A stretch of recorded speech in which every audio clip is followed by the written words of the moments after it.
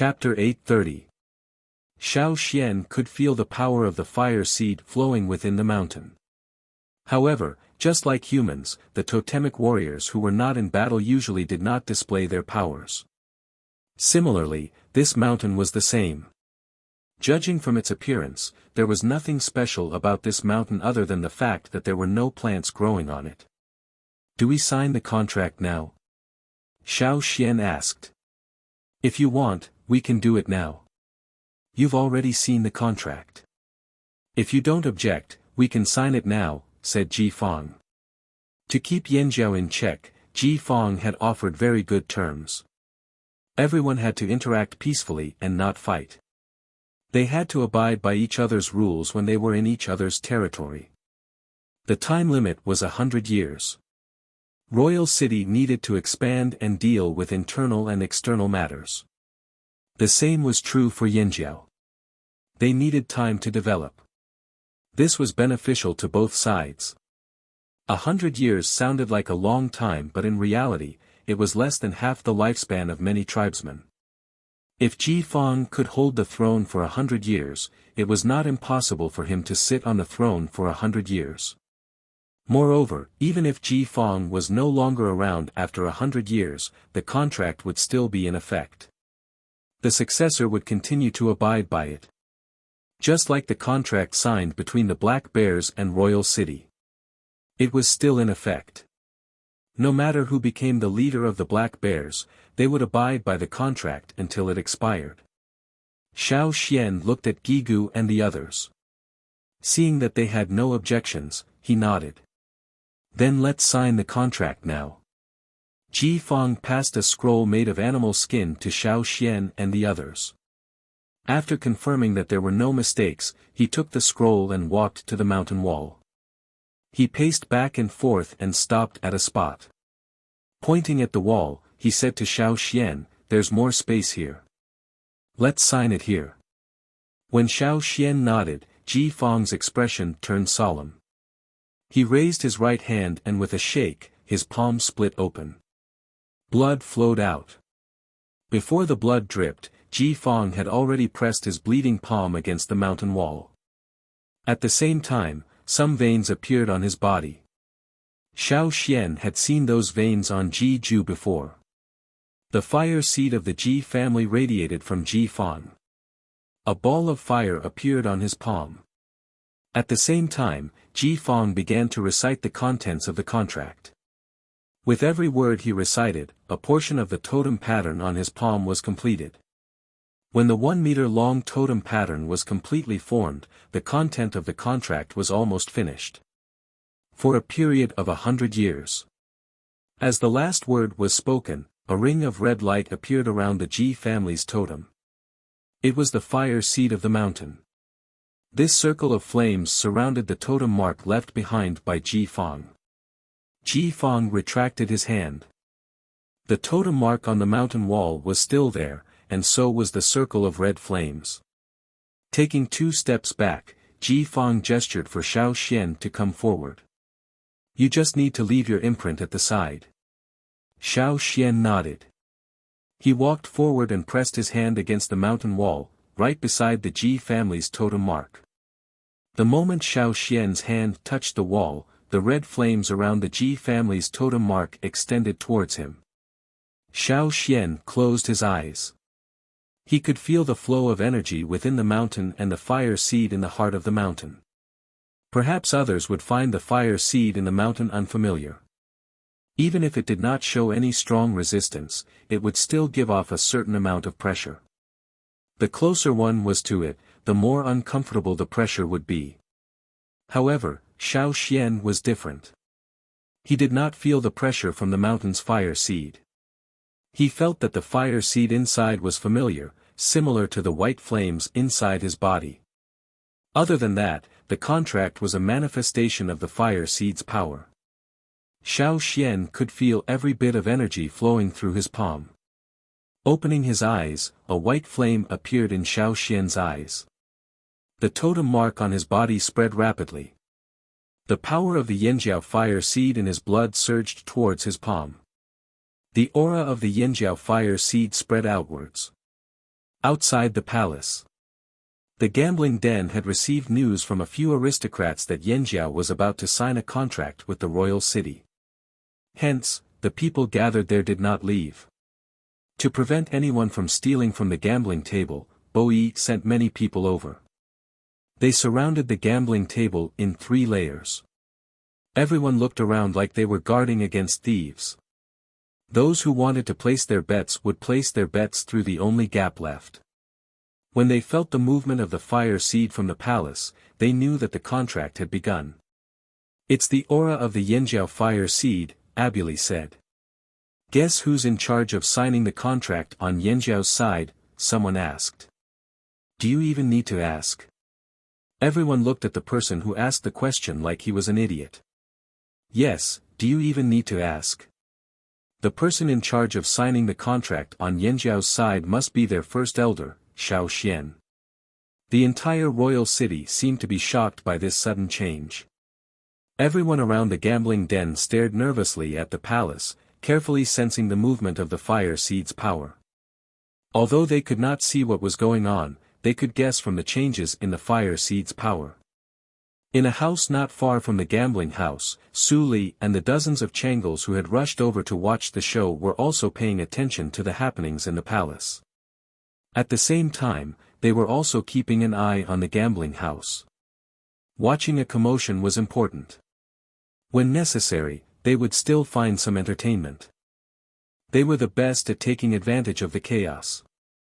Inside the palace, in the garden where the Heaven and Earth contract book was, Ji Fang sensed the Yanjiao fire seed aura emanating from Shao Xian's body and frowned. Shao Xian's fire seed aura was becoming strange. There seemed to be something else in it. It was not just the Yanjiao fire seed aura. What was it? Ji Fang's pearl twitched. He looked at the mountain wall, then at Shao Xian. He was suspicious. According to convention, Yanjiao's totemic mark should have appeared. But why was there no sign of Yanjiao's horns under Shao Xian's palm? Just as he was wondering, Ji Fang suddenly heard a rumbling sound. It sounded like a boulder rolling, but also like a sudden clap of thunder. Everyone in the garden was shocked. White flames emerged from Shao Xian's palms. Then, a line of white flames extended from his palms until it reached the middle of the mountain wall. It continued to extend upwards, but at the same time, another line of flames appeared horizontally, extending to both sides. The white flames intersected vertically and horizontally in the shape of a cross. The mountain was shaking, and some small stones that were as small as sand rolled down the mountain. However, these small stones that looked like sand made a deafening sound, as if a landslide was sweeping down. The rumbling sound was like thunder, incessantly ringing in the ears. Whoosh, red flames spewed out from all parts of the mountain. The more flames there were, the more the mountain trembled. It was like a dormant volcano had finally awakened. Splendid sparks flew everywhere, and the flames continued to rise from the mountain. The rising flames from the mountain reflected a red light in Shao Xian's eyes.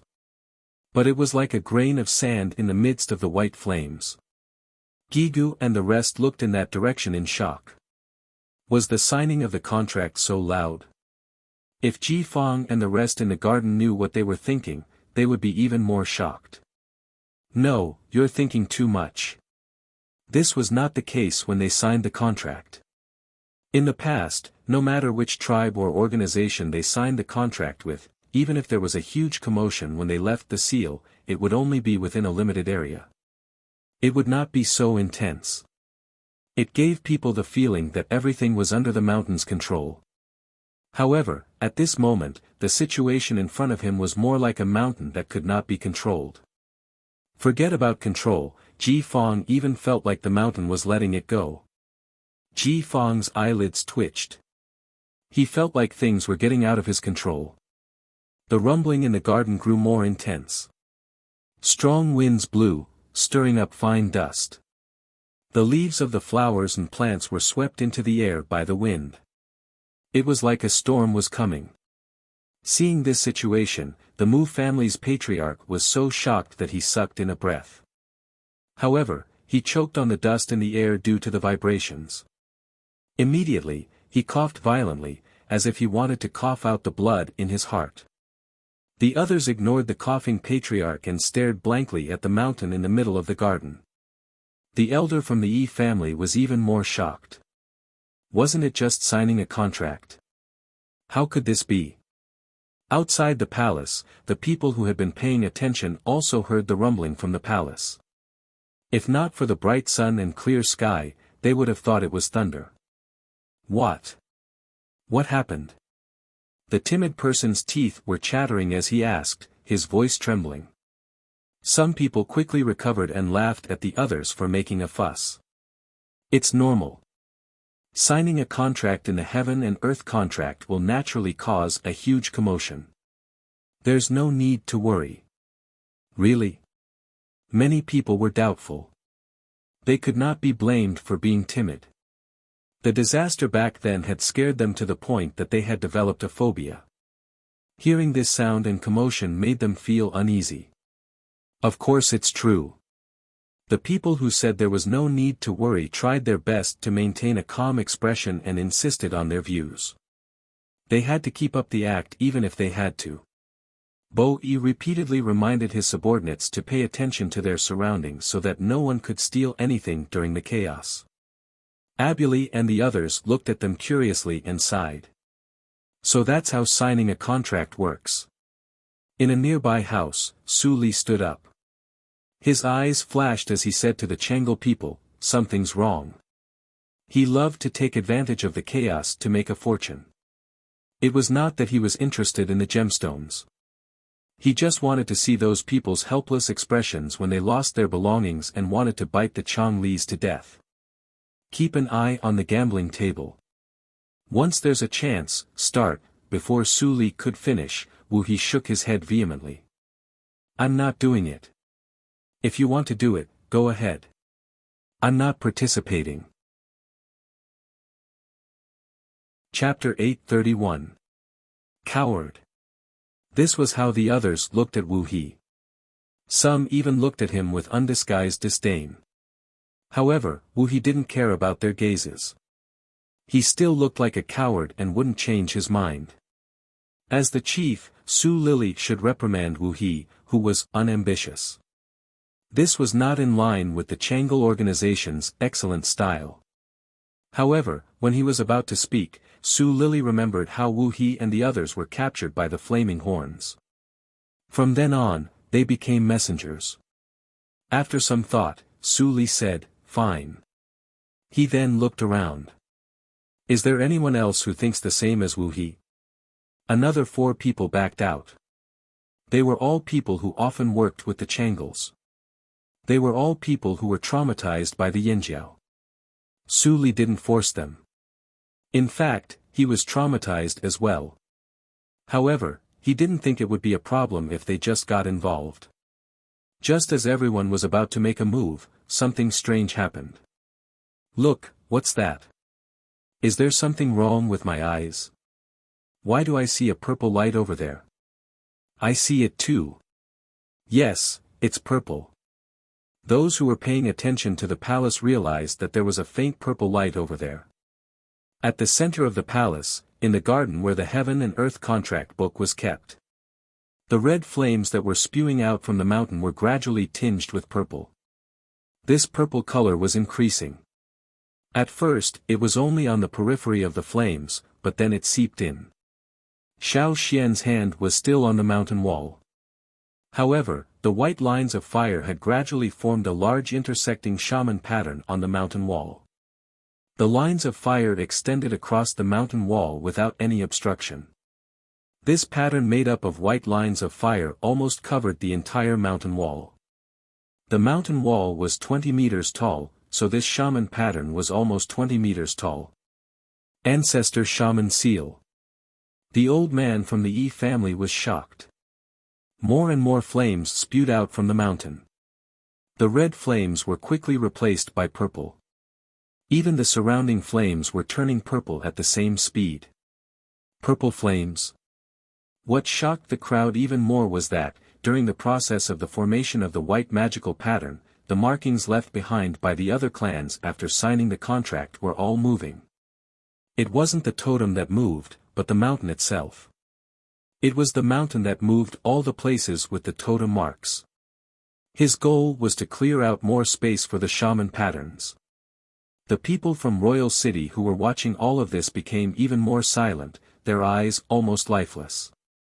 The scene before him had far exceeded Ji Fang's expectations. The fire seed in this mountain was purple, but that color had not appeared in a long time. Ji Fang only knew about it from his ancestors' notes. Later on, some people said that the fire seed in the mountain was a primitive fire seed. It would not be integrated into the bloodstream like the human tribes, so it could not escape the fate of being weak. Ji Fang had always thought that the mountain would never be able to emit the purple flames of its original form. But now, the purple flames had appeared again. The reason? Ji Fang stared intently at the giant progenitor shaman seal on the mountain wall, as well as the two-horned totem in the center of the progenitor shaman seal. He tightened his grip on the sword hilt, and the veins on the back of his hand bulged. All the muscles on his body were trembling slightly. Why did it have to be Yanjiao? He suddenly regretted signing the contract with Yanjiao. When the contract was signed, it meant that he could not easily attack Yanjiao's flaming river basin, no matter if it was in the open or in the dark. But thinking of something, Ji Fang lowered his eyelids and relaxed his grip on the sword hilt. A strange smile appeared on his face, but he quickly hid it so no one saw it. The mountain that served as the heaven and earth contract book was bursting with flames from every part of it. The flames shot straight up, and the purple flames began to spread in all directions. The roof and eaves of the palace were covered in a layer of hazy purple light. This was caused by the purple flames. As time passed, the mysterious purple light grew stronger and stronger. The area covered by the purple light extended outwards from the palace. The flowing purple flames spread outwards from the palace. Soon, some of the streets, houses, people and other objects in the center of the royal city were enveloped in the purple flames. The streets were filled with cries of surprise. Everyone who had been in their houses, no matter what they had been doing, came out now. Everywhere on the streets, there were people dressed in different styles. They were either nobles or travelers. They all stood outside in shock, looking at the palace as if they were on a pilgrimage. At this moment, the sky above the palace was almost purple. At this moment, the light of the sun seemed to be suppressed. The streets became congested. The roads that used to be wide enough for huge beasts to pass through were now filled with people. Many of the beasts could not move forward, nor could they retreat. They were all people. This was the first time they could clearly feel how many people there were in the royal city.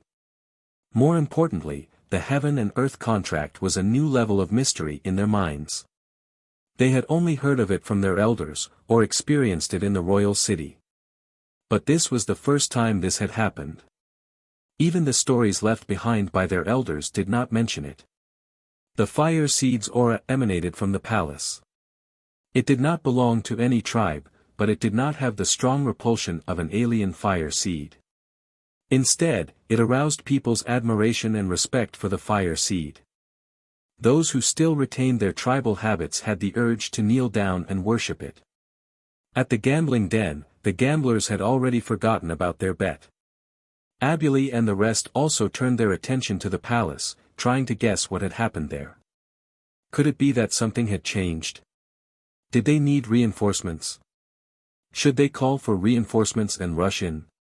However, there were still people who remembered the bet. For example, the leader of the gambling den, Bo Yi. Unlike his excitement and eagerness when he placed his bet, Bo Yi's face was deathly pale. Large beads of sweat dripped from his forehead and he didn't even bother to wipe them off. His eyes darted around rapidly. Those who knew him well knew that he was deep in thought. He was seriously calculating a large number of calculations. Bo Yi was calculating the result of this bet. Similar to EC's ability to predict things that had happened, were happening, or had yet to happen based on the changes in the environment and details, even though Bo Yi wasn't at EC's level, generally speaking, based on what had happened, after careful consideration, he had a 70% chance of being correct.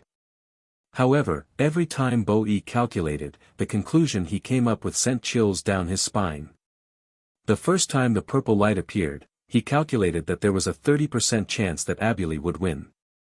Although 30% was not much of an advantage, it was a blow to their confidence. This was the beginning of change. The second time was when the purple light enveloped the palace. He calculated that there was a 50% chance that he would lose. The third time was when the purple light spread to the streets of the royal city. There was a 70% chance that Abuli would win. Now, the purple light was still spreading. Bo Yi did not dare to calculate any further. What should I do?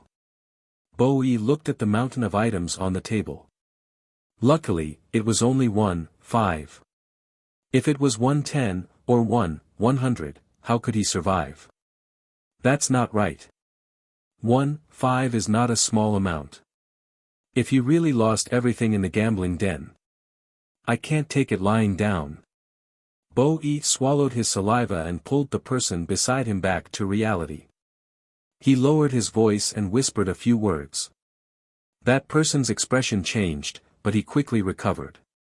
Putting on a similar expression as the others, he quietly retreated.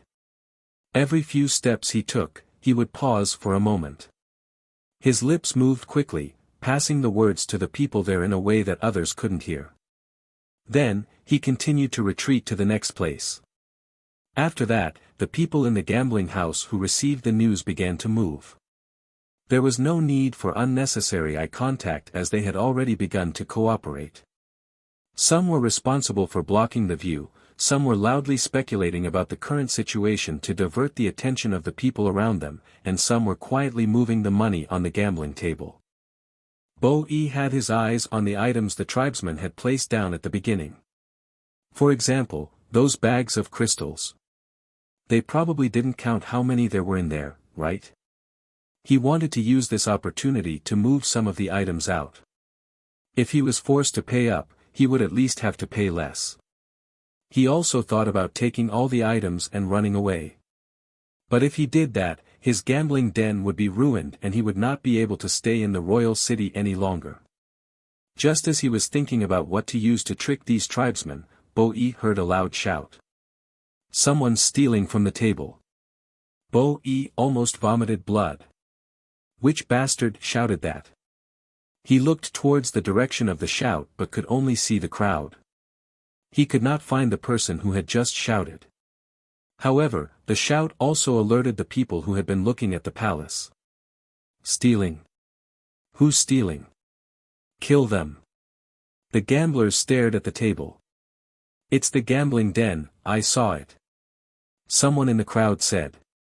Under the murderous gazes, Bo Yi braced himself and shouted back at the gamblers. Bullshit, this is slander. Just as the gamblers were about to clash with the gambling den's people, a few figures flashed past. Each of them ran in a different direction. Some were in charge of covering while others were in charge of stealing the items on the table. The gambling den is stealing again. A shrill voice shouted from the crowd. I want my items back. I want them back too. Bo Yi was about to vomit blood. It really wasn't their people this time. Someone was causing trouble. Whoosh, this seemed to have opened a valve. Some of the spectators and gamblers who had been hiding their intentions began to spill out. Why not take some during the chaos? Just a little bit, then run away.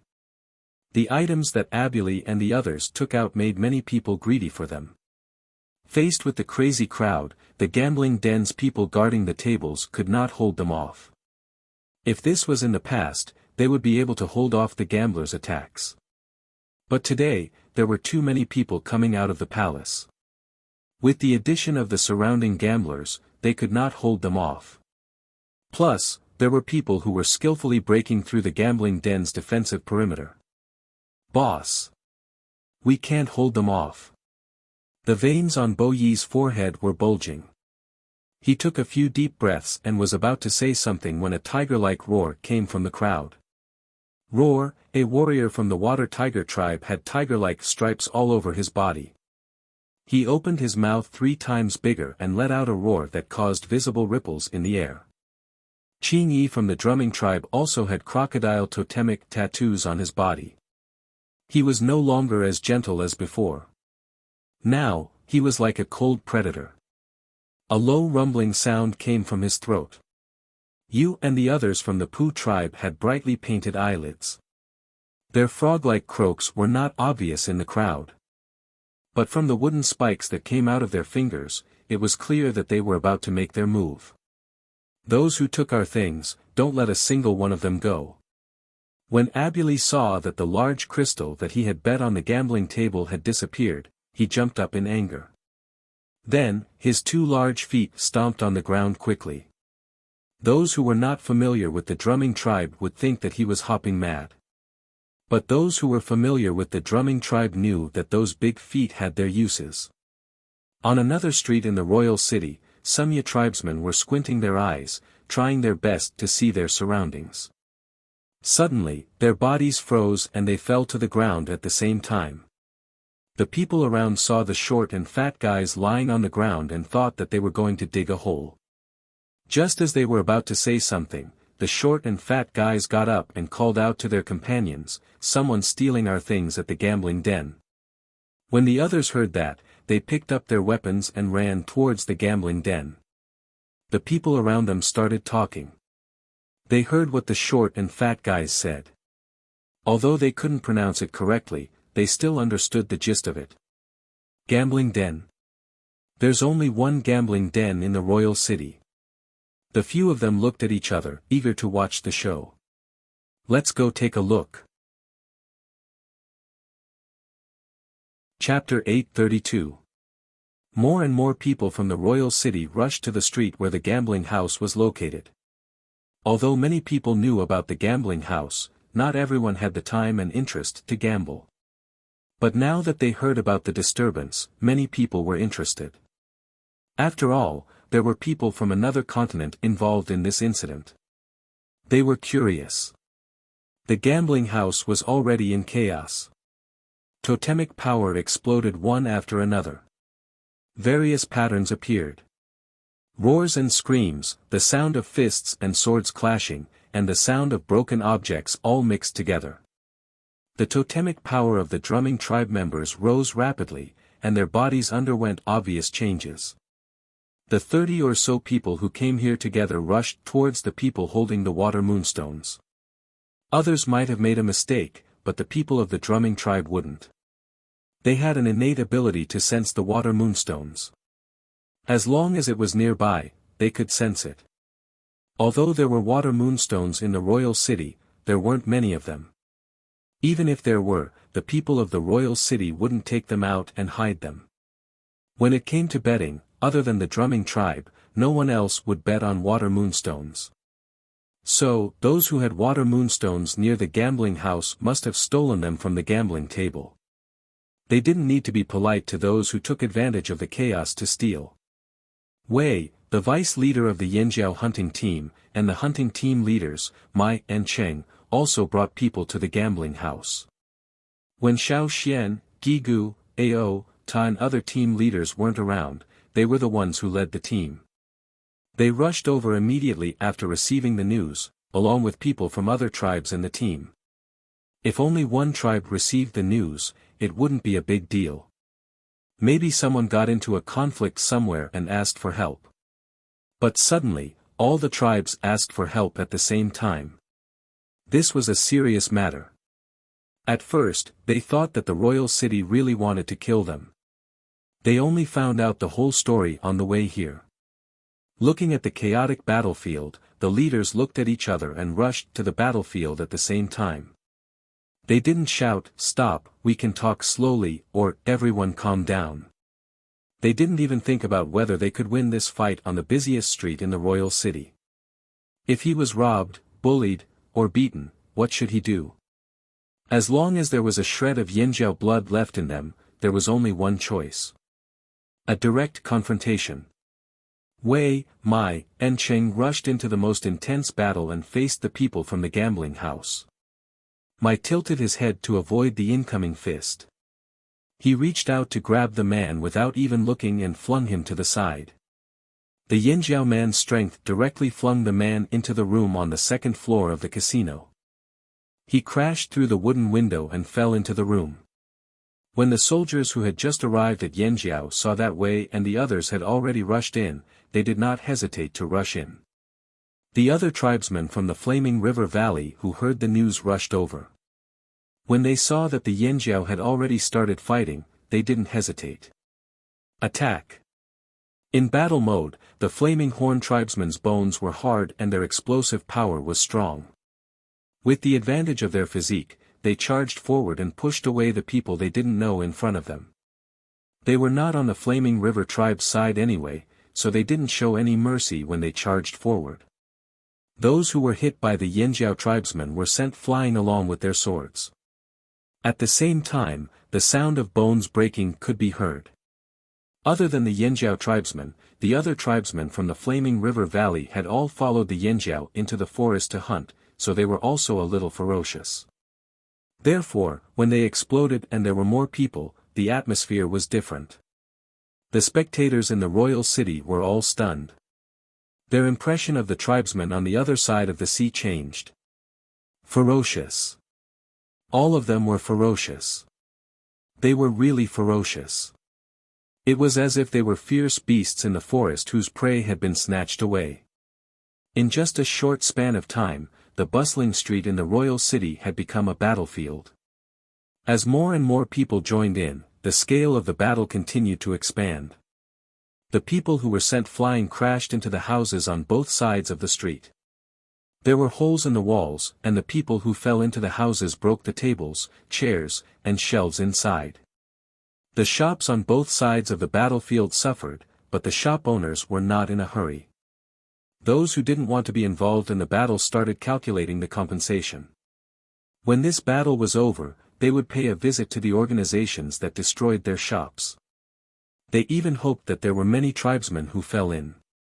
That way, they could extort a lot of gemstones from the tribesmen. The owner of a wine shop was quickly writing down the losses in his shop. He didn't forget which organization, tribe, or caravan had fallen into his shop. Even if he wanted to extort a large sum of money, he had to have a reasonable reason. Another person fell in. The only undamaged table in the corner of the shop was smashed. The owner was disappointed that this person wasn't a tribesman. The man who crashed into the room cried out in pain. The sword in his hand was lost when he was kicked away. After getting up, he looked left and right, picked up 2 table legs and rushed out again. Bo-yi looked at the badly damaged gambling house, then at the crowd of people in front of the gambling house. His face turned green with anger. What was even more infuriating was that there were short and fat men with long beards running around, shouting, "The gambling house doesn't want to admit their losses. They're robbing us." Their pronunciation was a little strange, but they could still be understood. Hearing this, Bo-yi was so angry he wanted to vomit blood again. He wanted to say that the robbers were from the Chonglis. If he still couldn't tell who was causing trouble, he wouldn't be the head of the gambling house. However, the others refused to listen to him. It didn't matter if the tribesmen believed him or not. The gamblers didn't want to believe him. Or rather, they knew deep down but they just didn't want to believe it. This was such a good opportunity to take advantage of the chaos. They had lost so much money to the gambling house in the past, they would be idiots if they didn't get their money back now. Some of the gamblers even shouted, "The gambling house doesn't want to admit their losses." Bo-yi swore in his heart. Once this was over, he would wring their heads off. Ignoring everything else, Bo-yi looked at the big bearded men who were short in stature but nimble in the battle like loaches. He called out to his subordinates, "Get those fatties to shut up first." The tribesmen pushed the people in front of them aside with their short and thick hands. After a while, they got up and shouted. This made some of the people in Royal City who didn't know what was going on hesitate. They were all from the Royal City, so they would definitely help the royal city side. But when they heard the reason, they stopped moving forward. Should they get involved in this mess? However, some greedy people wanted to take advantage of the situation to blackmail them. They would only help if the gambling house offered them some benefits. Bo Yi's face darkened with anger. While Di Pai was shouting excitedly, a man suddenly rushed out and swung his sword at him. Di Pai quickly ran away in fear, but the people behind him still kept their eyes on him. Then, 2 Moria tribesmen came to surround Di Gu. Di Gu was so excited that he forgot his chief's warning. He ran away from the place where there were a lot of people. Among the tribesmen, he ran the furthest. The others had their own people to help them when they were surrounded, but he couldn't. Even if he called for help now, it was useless. Di Pai regretted it, so he could only run. The ground of the royal city was too hard. If it was dirt, he would have dug a hole long ago. The 3 men purposely forced Di Pai out of the circle. Being in the circle was advantageous for Di Pai. The 3 men's movements were hindered, but once he left the circle, the tables would turn. The gambling house was familiar with this street, so they had the advantage. Di Pai tripped over something and rolled like a ball. By the time he stopped, the 3 men had caught up to him. Although Di Pai couldn't see his surroundings clearly, he could still see the light reflected off the metal weapons. The murderous intent from the weapons made Di Pai's beard stand on end. However, in the next moment, the 3 men who were charging at Di Pai flew backwards and rolled a few times on the ground before stopping. The people from the gambling house who couldn't get up felt pain spread through their bodies. They spat out 2 mouthfuls of blood and almost fainted. When they saw who attacked them, they were shocked and angry. Beimi, you, before he could finish, he choked on the blood in his throat. His finger trembled as he pointed at Beimi. His eyes were filled with hatred, as if he didn't understand why the black bears would stand against them. Usually, there wouldn't be any direct conflicts between the famous groups in the royal city. The Fubo Casino was quite famous in the royal city. After all, there was only one casino in the entire royal city. Although the gambling house and the black bears weren't on good terms, they didn't directly fall out with each other. Who would have thought that the black bears would help the Yanjiao people at this critical moment? Who are the black bears helping? Another person from the gambling house forced himself to finish the sentence. Beimi didn't speak.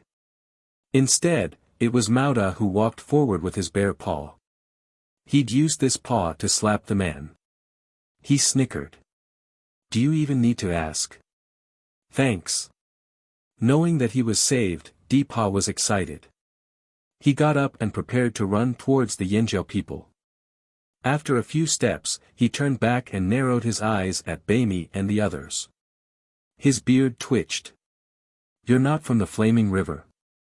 Who are you? His eyesight was the worst among the tribesmen.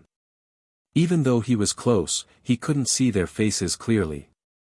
He only saw a few blurry silhouettes, so he thought they were strong tribesmen from the Thunder Mountain or Water Tiger tribe. However, when he thought about what he heard and sensed the fire seed energy from these people, he knew they weren't from any of the Flaming River tribes he was familiar with. They weren't from the Longboat or Mang tribe either, but they were indeed helping him. That was why he ran back to ask them. Black bears, Beimi spoke up. I know you guys. Elder Xiao Xian mentioned you before. Then, Di Pai ran away. It wasn't a good time to talk. The tribesmen were never good at fighting. They had already realized their mistake of being too far away from the group.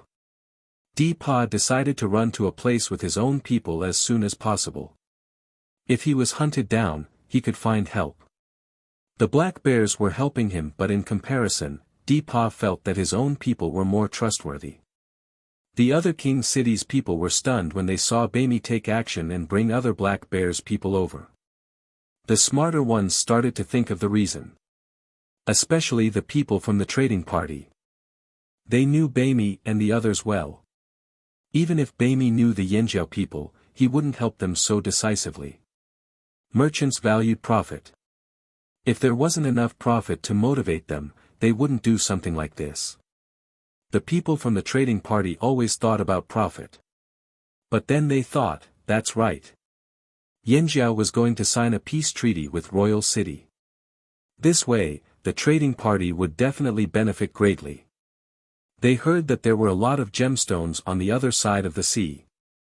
It would take a lot of effort to rob them, so trading with them was a good choice. But once they got there, they would be in the tribesmen's territory. Looking at the tribesmen who were fighting with the Royal City people, it wouldn't be good to use force. If they helped Yanjiao, maybe the trading party would be able to enjoy better treatment in Yanjiao's territory. Unfortunately, they were one step behind Beimi. TSK, the people of the Black Bear Caravan look honest, but they are all very cunning. Fortunately, it wasn't too late for them to see the truth. And so, the people who were originally helping the gambling house against Yanjiao changed their direction. Most of them were from the trading party. The gamblers and the gambling house people were stunned. Who are you helping? The people who changed their direction at the last minute smiled but didn't say anything. They were helping profit. There were many factors to consider in this matter, but there was a reason why large trading parties were able to develop to their current scale. They knew how to choose the path with the most benefits. At first, they didn't realize it, but after seeing the Black Bear's actions, they understood. It was rare for Royal City to have thousands of people fighting, and it even involved tribesmen from another continent. The Royal City patrols who heard the commotion looked at each other, not knowing what to do. They had no choice but to ask Ji Shou for help.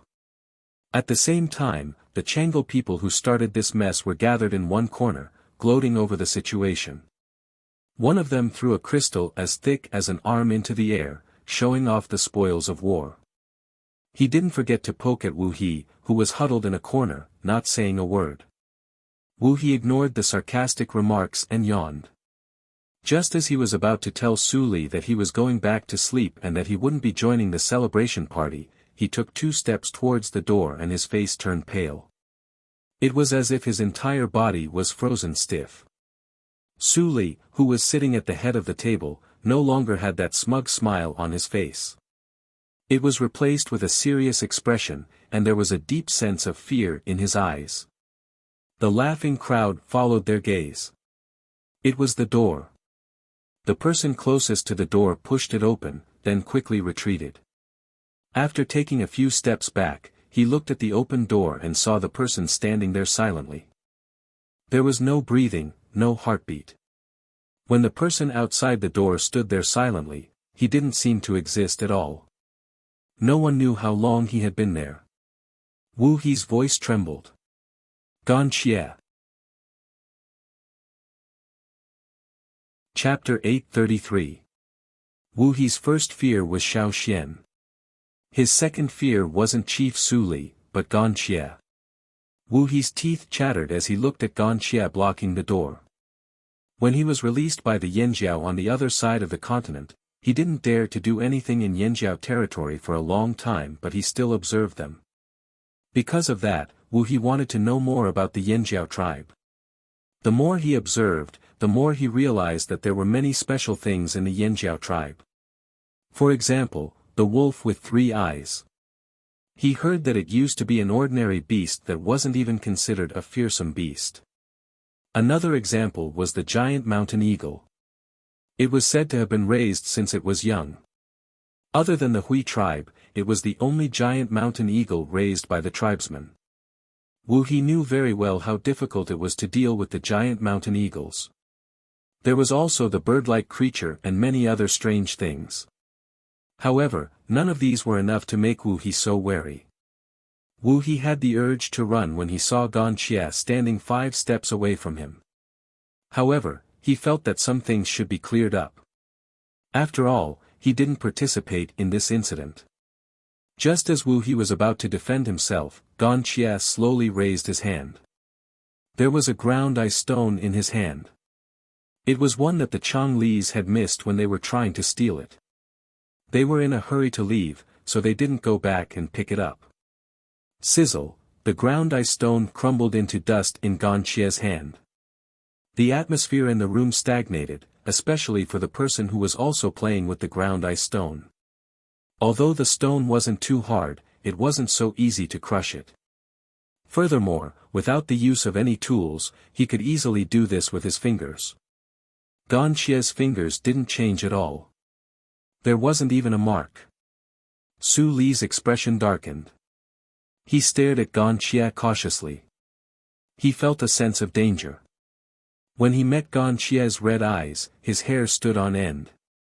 On the other side, on the street where the gambling house was located, the brawl spread to half the street in a short time. By the time Ji Shou and his men arrived, the houses and shops on both sides of the street were no longer intact. Broken tiles were strewn all over the place. Especially when he heard those short and fat-bearded men spreading the news that the royal city people were cheating and stealing, he was so angry that his blood vessels were about to explode. They all needed to be taught a lesson. All of you, stop. A roar filled with intense anger spread throughout the entire street. At the same time, many people in golden armor appeared, almost surrounding the entire street, especially in the center of the battlefield. Guards with bows appeared on some roofs along the street. Their cold eyes and sharp arrows were aimed at the battlefield. Under the shroud of the purple chi, the reflection of the armor was somewhat strange, causing those who wanted to take advantage of the chaos to shudder. The sound of the wooden whistle rang out with a specific rhythm, and the scattered Yanjiao soldiers quickly gathered in the direction of the sound. Ji Shou narrowed his eyes at the sight. These Yanjiao soldiers were obviously well trained, but they were different from the royal city soldiers. Their teamwork was honed through hunting. It was no wonder these people didn't have an advantage against the Yanjiao soldiers. Most of the people lying on the ground were from the royal city, but there were very few Yanjiao soldiers on the ground.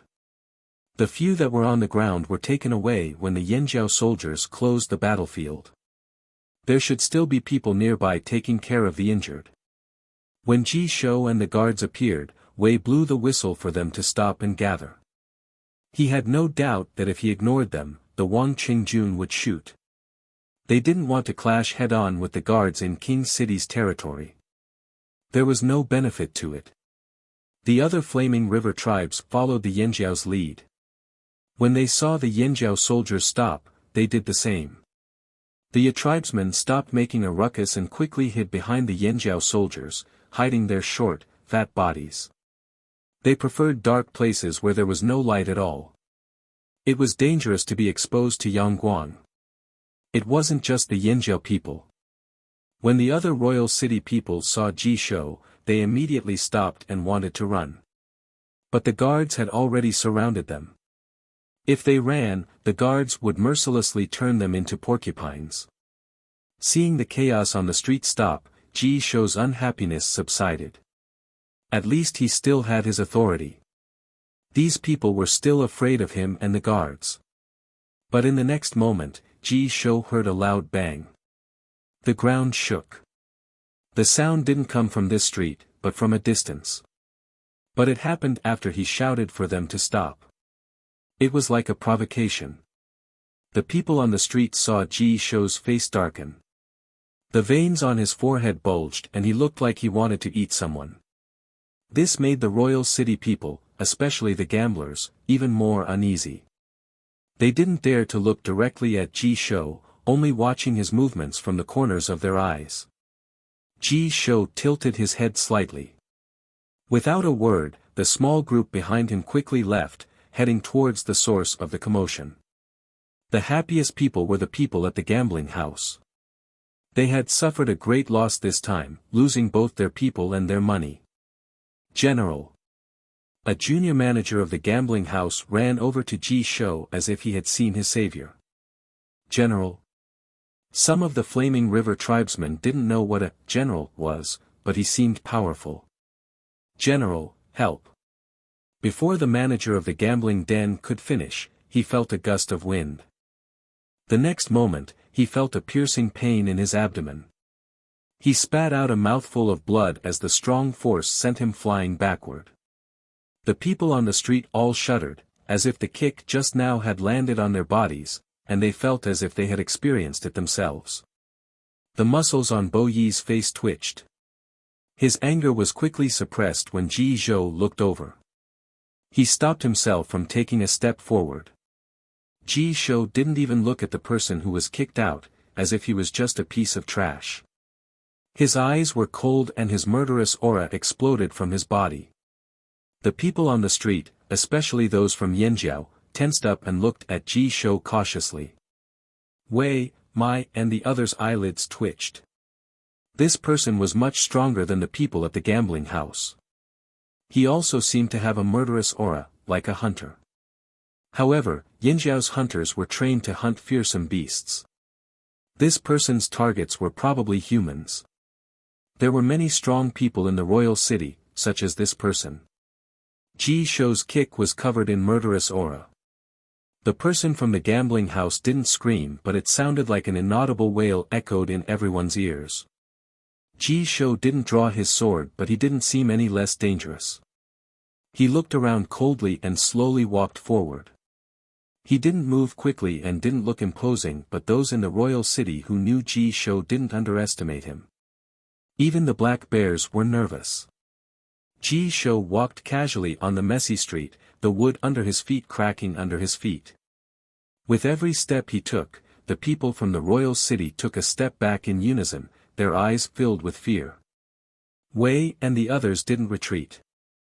When they saw Ji Zhou reach for them, they said, "You want to attack us too? You people from the royal city stole first. You can't afford to lose and you steal." Before Wei could finish, Ji Zhou was already laughing, his face full of disdain. "You should be thankful that Flaming Horn has Xiao Xian. Otherwise, no matter what, anyone who caused trouble in King City would be killed. If it weren't for the special situation today, he would have washed the street with blood." Ji Zhou was mocking Yanjiao. Without Xiao Xian, Yanjiao and the Flaming River Valley would be nothing. They wouldn't be able to walk the streets of the royal city peacefully and cause such a ruckus. If people from other tribes or organizations in the royal city heard this, they would have been angry. It was an insult. However, Ji Zhou was facing a group of Yanjiao tribesmen. When they heard Ji Zhou's words, the Flaming Horn tribesmen had an expression of, "Ah, we're very lucky too." Ji Zhou, it was like being fed a mouthful of moldy grain. Ji Zhou felt like he couldn't communicate with these tribesmen. But the Yanjiao tribesmen really thought the same.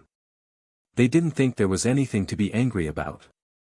Shouldn't they be proud that their tribe had such a powerful person? Ji Zhou took a deep breath. He didn't want to waste time with these tribesmen.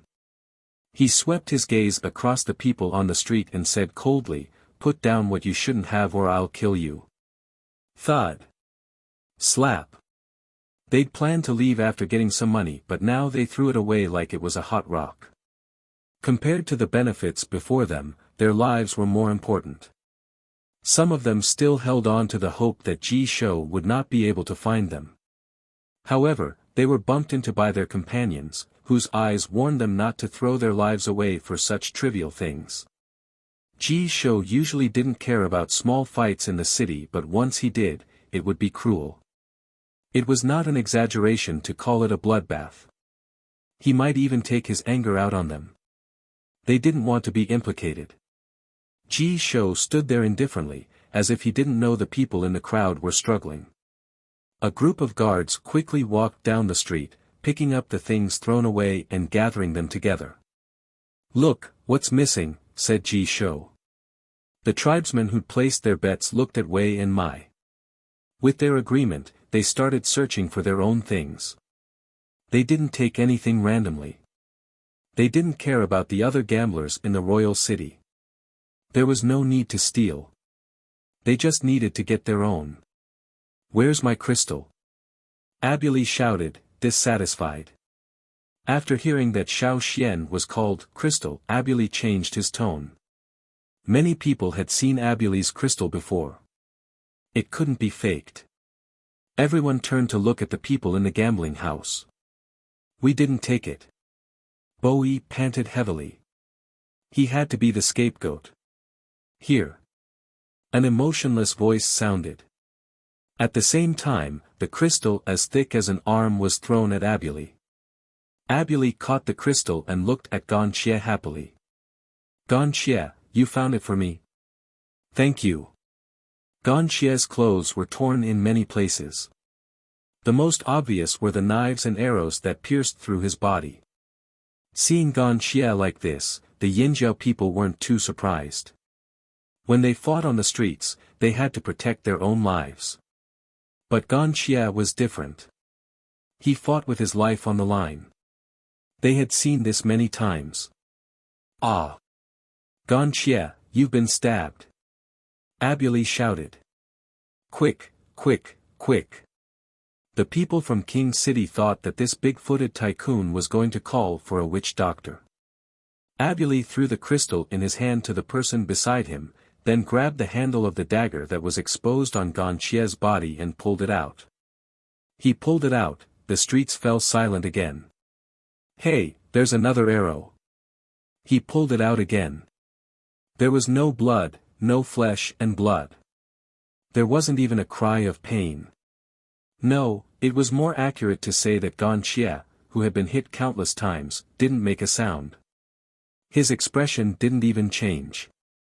It was as if he couldn't feel the injuries on his body. Hey, you have a lot of things on you. But they're too small. It's hard to pull them out. Abuli felt that since Ganxie helped him find the crystal, he should help. However, Ganxie was getting impatient. He pushed Abuli away and the hidden weapons that had been stabbed into his body came out. They fell to the ground with a clatter. Ji Shou, the guards. Luckily, they had undergone strict training.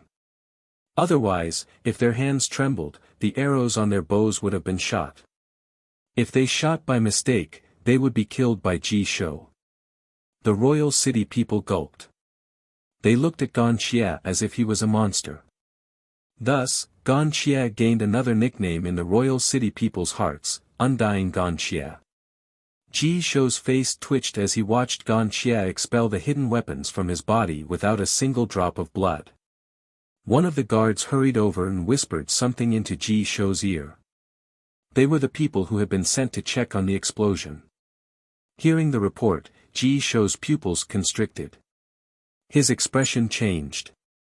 The explosion came from one of the Chongli's strongholds. It had been destroyed. Su Li was heavily injured and was rescued by other Chonglis who had just arrived at Royal City. The number of casualties was unknown. The entire stronghold had been flattened and turned into sand. It was impossible to tell what it used to be. No other clues could be found. The person who had caused this was the person who had just arrived. Ji Shou only had one word to say about the Chonglis: they deserved it.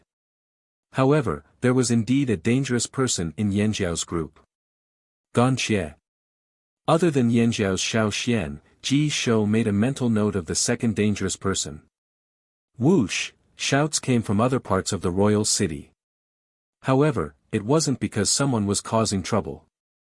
The purple aura above the royal city was beginning to change. It was retracting like fog. In the palace, the signing ceremony for the heaven and earth contract was about to end. Chapter 834. When Xiao Xian walked out of the garden after signing the contract, the others were silent, especially the heads of the noble families. They looked at Xiao Xian strangely with complicated emotions. However, Ji Fang was the same as before. He chatted with Xiao Xian about old stories in Royal City. At least on the surface, there was nothing out of the ordinary. Xiao Xian only heard about the large-scale brawl on Royal City's busiest street after he came out. However, they weren't the ones who attacked first. Logically speaking, the gambling house and Chang'e were the ones at fault. Therefore, Ji Fang didn't hesitate to discuss with Xiao Xian how to deal with this. It didn't seem unreasonable. However, Gigu and the others knew that if Yanjiao wasn't strong enough and didn't have a special person like Xiao Xian, the royal city wouldn't be so polite to them. The strange phenomenon when the heaven and earth contract was signed was enough to make the people of Royal City wary. Even if they didn't know what Xiao Xian left behind, they could guess based on Ji Fong and the five heads' reactions. Xiao Xian was the key to their change of attitude. Yanjiao's grand elder was indeed different from the rest. They rejoiced that Xiao Xian was Yanjiao. If Xiao Xian wasn't from Yanjiao and was born in another tribe, Yanjiao would probably be in a different situation now. The farce on the street ended with the Yanjiao people taking their belongings back to where they were settled and the gambling house paying for all the losses. Many people in Royal City were surprised that the Ji family let the tribesmen off so easily. Many times, things couldn't be avoided just because you were in the right. However, this time, the Ji family and the other 5 noble families of Royal City all had the same attitude. This made people think deeply, especially those who were good at conspiracy theories. Their brains spun quickly and thought of many possibilities. Among them, the most active were the caravans. The contract between Royal City and Yanjiao was an equal peace contract. When the time came, travel teams from both sides would be able to cross over. Thinking that the tribe was rich in gems, but there were very few gold mines, the caravan members trembled with excitement as soon as they thought about how great the business opportunity was. This time, without waiting for the black bears to say anything, many other trading parties who happened to be in King's City rushed to visit the Flaming Horn tribe's settlement. Inside the palace, Xiao Xian had a private chat with Ji Fong after the signing of the contract. Ji Fong brought up Si. Si would like to meet you in the palace. Ji Fong observed Xiao Xian's reaction as he spoke. He thought Xiao Xian would be enraged at the mention of Si, but that was not the case. Sure. Xiao Xian's tone didn't change. His expression was calm as if he wasn't surprised that Ji Fong would mention Si. This confused Ji Fong, but as long as he achieved his goal, it was fine. He arranged a place for Xiao Xian and Si to meet alone. After all, Si was the leader of the largest slave trading organization. It wasn't convenient for him to appear in the palace. In fact, very few people knew about Ji Fong and Si's partnership. Before Ji Fong seized the throne, other than a few trusted aides, even Ji Shou didn't know about their partnership. Si Duo's visits to the palace only started after Ji Fong succeeded in seizing the throne. It was also because of the Flaming Horn incident that more people knew about their collaboration. This time, Si came with a humble attitude and apologized for his attack on the Flaming Horn tribe. Xiao Xian ignored that. It would be strange if Si was apologetic, more like remorseful. However, it wasn't easy for Si to put on a low profile. Just tell me why you're here. Xiao Xian said. Si's prepared speech was wasted. Still, it was better to get straight to the point. Si's goal was simple. He wanted Xiao Xian to help him find the chief's bone lock. He used some benefits from one of the robbers, in exchange for some information about Robber 7. None of the information was related to Robber 7's whereabouts. This was because robbers rarely revealed their whereabouts to others. Even when they worked together, they would keep some information to themselves. This was a robber's habit. Si didn't place all his hopes on this information. However, while Robber 7's whereabouts were unknown, he knew some of Robber 7's dark history. For example, Robber 7 had been captured by Yanjiao more than once. More specifically, Robber 7 had suffered at the hands of Yanjiao's Xiao Xian more than once. This was why Si came to Xiao Xian after Ji Fong mediated. Robber 7's ability to escape was too great. Even the top 3 in the robber family might not be able to catch Robber 7. Although Robber 7's ranking wasn't high, he was getting harder to deal with. Even if they found him, they wouldn't be able to catch him. Bai isn't the only slave trading organization. Just because we don't attack Flaming River doesn't mean others won't. However, if you can help me find the chief's bone lock, I'm willing to sacrifice some benefits for them to avoid Flaming River Alliance's territory, said Si. Yanjiao can do that too, replied Xiao Xian. But it'll still cause a lot of trouble. I think Yanjiao doesn't want people to go missing in the next few years or even decades, continued C. With C's help, it would save a lot of manpower and time. What Yanjiao lacked right now was manpower and time. Everyone knew that the contract with Royal City was only a temporary truce. Once the contract expired, there would be an unavoidable conflict. The Yi family's divination was unpredictable. Who could accurately predict the future? Any small change could lead to a completely different outcome. The safest way was to develop oneself. Only when one was strong enough would they have enough capital to negotiate and solve all problems. If they diverted manpower and time to deal with those problems, the development of the Flaming River region would definitely slow down. With C's promise, even if it couldn't solve all the problems, it would be worth it to solve a part of it. However, Xiao Xian didn't answer immediately. After a moment of silence, he said, "Deal." With Xiao Xian agreeing to help, C sighed in relief. At least there was still a high chance of getting the chief's bone lock back. On his way out, C suddenly paused at the door and turned to ask, "I heard that you know the Yi family's divination skills. Did you predict that I would come looking for you again because of the chief's bone malak? What do you think?" "I think so. Motherfucker Yanjiao." C cursed internally. He didn't look at Xiao Xian anymore and walked out. What a shame. His buy was cut off, his bone lock was stolen, he was chased everywhere and now he had to beg for help. He accepted his defeat at the hands of Xiao Xian, but from now on, he would have to be more careful when it came to Yanjiao. The banquet at the palace was sumptuous, but Ji Fong didn't talk about sparring. Xiao Xian wasn't interested in sparring either. He was distracted. Xiao Xian's absent-mindedness was noticed by everyone, but no one reminded him. Because of the strange phenomenon during the signing of the contract, everyone in the royal city couldn't wait for Yanjiao to leave. They were very curious about these things, but they also knew that they wouldn't be able to get anything out of him. At the beginning of the banquet, some people tried to ask him about it, but Xiao Xian didn't answer. The other flaming horns didn't say much either. Gigu and the others didn't know much about the founder shaman seal, but they wouldn't reveal even the tiniest bit. Xiao Xian also saw Ji Ju at the banquet. Compared to the last time he saw Ji Ju looked even older now. Under normal circumstances, this shouldn't be the case.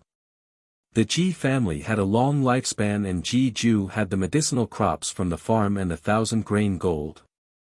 He shouldn't have aged so much.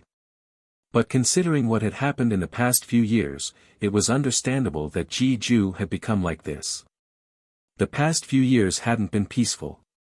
Large amounts of crops had died in the disaster, Yi Xiang's revenge, the change in the throne, the Yi family's upheaval and so on had been very torturous. Especially the first one, the farm that Ji Ju had always cared about. It had suffered heavy losses in the disaster. Many of the crops that had been carefully cared for and had high hopes for had all died. The reorganization after the cataclysm was also very exhausting. Many things had to be personally supervised by Ji Ju, which was very tiring. If there was anyone in the Ji family that Yanjiao liked, it would be Ji Ju. Other than the 1,000-grain gold, most of the popular crops in Yanjiao had been given to them by Ji Ju. Ji Ju sighed when he saw Xiao Xian again. Years ago, when the late king had decided to kill Yanjiao, Ji Ju had gone to the palace to vent his anger. Unfortunately, he hadn't been involved in politics and couldn't interfere. The decision of the royal city's 6 noble families couldn't be changed by him alone. But the one who overthrew the throne wasn't an outsider but a member of the Ji family. It was good that Ji Fong had taken over the throne. At least Ji Ju approved of Ji Fong's decision to sign a peace treaty with Yanjiao. No matter what others said about Yanjiao, Ji Ju had his own judgment. Ji Ju thought that a tribe that could grow good grains was definitely worth making friends with. Ji Ju was very happy to see Xiao Xian again. After the banquet, he even invited Xiao Xian to the farm for a chat. Xiao Xian didn't refuse. He felt that Ji-ju must have other matters to discuss with him at this late hour. He let Gigu and the rest go back to check on the others. Xiao Xian followed Ji-ju out of the city to the farm. Gigu and the rest went directly to Yanjiao's place. Although they'd received reports that everything was fine, as the leader, Gigu was still worried.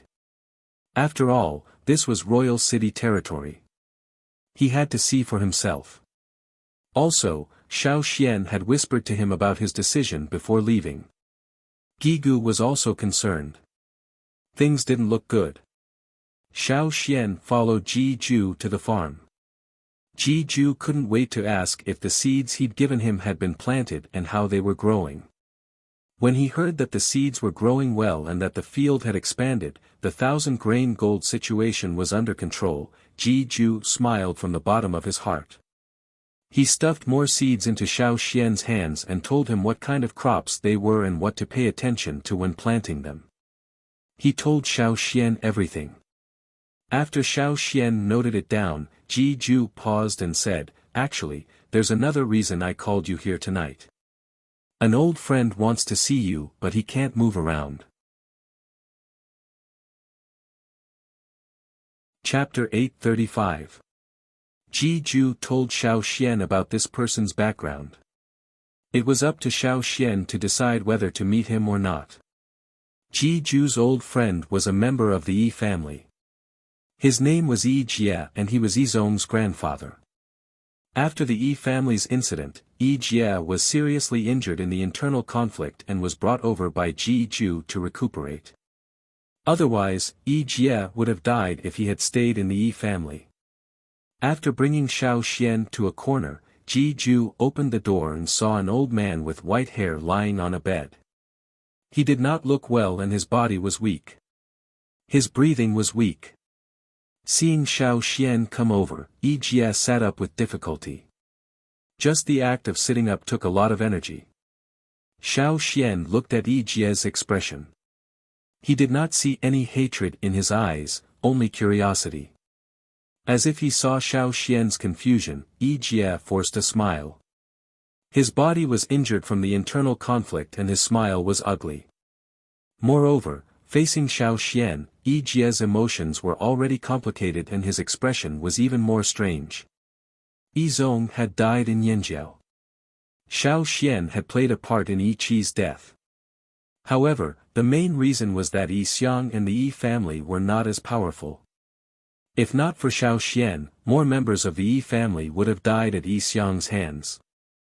"I just want to ask, about Yi Zong," Yi Jie spoke slowly and with difficulty. His voice was not loud but his words were clear enough for Xiao Xian to hear.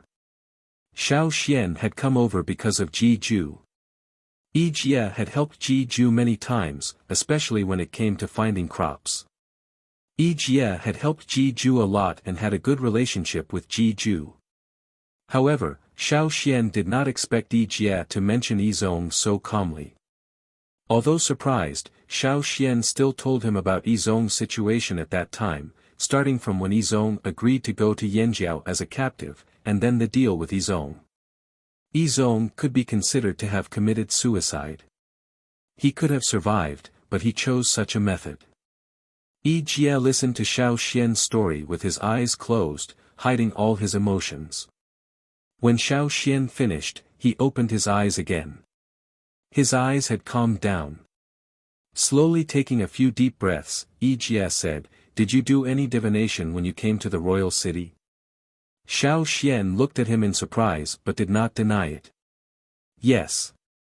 "How is it?" After a pause, Xin realized that his question was a little vague, so he added, "It's about the result of the return journey." "I didn't find anything." "Did the divination fail? Or, did it succeed, but there was no result?" Yi Jie asked again. "The latter. Even if the knot was successfully knotted, the knot did not have any meaning. It was like gibberish." Now that the power of divination had increased greatly, Xiao Xian could even divine Robber Seven's location, but he could not divine anything about the return journey. Xiao Xian had been wondering about this for a long time. He also felt that something was amiss, but he could not find the answer. Before they came, the knot did not reveal any danger beyond their ability, but now, the return journey was getting closer and closer, and the results were still the same. This was different from Xiao Xian's intuition. Xiao Xian's intuition told him that there was danger, and between intuition and knots, he trusted his intuition more. His intuition helped him avoid all the life-threatening dangers he had experienced since he was young. Divination was a skill he learned from other tribes, and the Yi family was better at it than he was. This was also why Xiao Xian did not want to stay in the royal city for long. His original plan was to let the people of the Flaming River Valley take a good look at the royal city. It would be beneficial for the development of the Flaming River Valley in the future. Since he was ambitious, his vision could not be limited to this small place. Only by recognizing himself could he go further. Overestimating himself would only lead to faster destruction. However, after coming here, the increasing uneasiness made Xiao Xian change his mind. During the banquet, he told Gigu and the others to return straight away instead of taking them to see the famous golden grain fields. He wanted them to go back and prepare. They might have to leave early. The unknown is the most dangerous. Be careful on this trip. Yi Jie stared into Xiao Xian's eyes, emphasizing every word. Only the Yi family can change the results of the divination. But now, there was no one in the royal city who could do such a thing from the Yi family. Yi Xiang of the desert. Xiao Xian immediately recognized this name. Actually, when he had a hunch that the return trip would not be smooth, he had already thought of many possibilities, including how to deal with Yi Xiang. Now, Yi Jie's words confirmed that the danger this time came from Yi Xiang. What could be done had been done. Yi Jie could not help much. He did not find anything useful either, but as a member of the main branch of the Yi family, he knew more. He knew that someone might be deliberately interfering with the divination. That child is called Isu. Good, very good. Yi Jie had tears in his eyes, but he did not say anything else. Knowing that Isu was living well in Yanjiao was enough. It was not that he was satisfied, but because he was a member of the Yi family.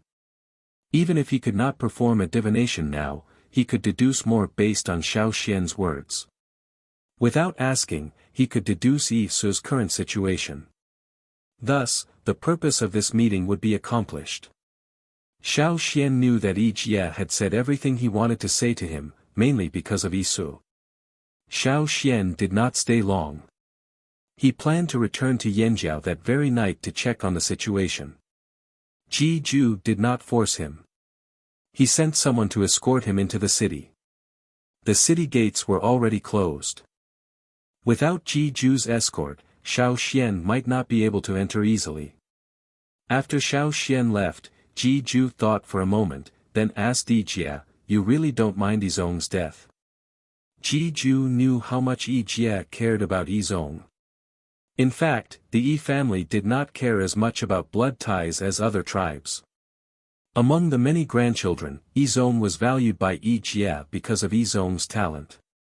Yizong was raised by Yi Jie, and he had high hopes for him. Yi Jie had even thought of letting Yizong fight for the position of head of the family in the future. However, Yizong's death made people sigh.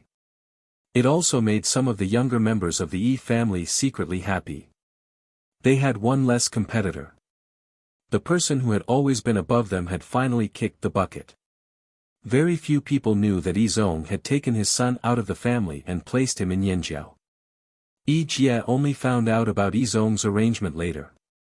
At first, he did not understand why Yizong would do that. After calming down and thinking about it, he figured it out, and it became clearer and clearer. It would be a lie to say that I don't mind. However, in comparison, I agree with Yizong's decision. If it were me, I would have done the same, said Yi Jie. He had only seen his great-grandson briefly since birth. In terms of feelings, he naturally could not compare to Yizong, who he had raised himself. However, as Yi Jie thought about it, one emotion replaced all other feelings of hatred, anger, and regret. Why? Ji Ju did not understand. Yi Zong could have survived. If he had been there, Yi Su would have had someone to protect him in Yanjiao. As long as he was alive, he would have had a chance to return to Royal City. For example, this time, during the contract trip between Royal City and Yanjiao, if Yi Zong had been there, he could have made a deal with Yanjiao. With Yi Zong's ability, it would not have been difficult for him to do this.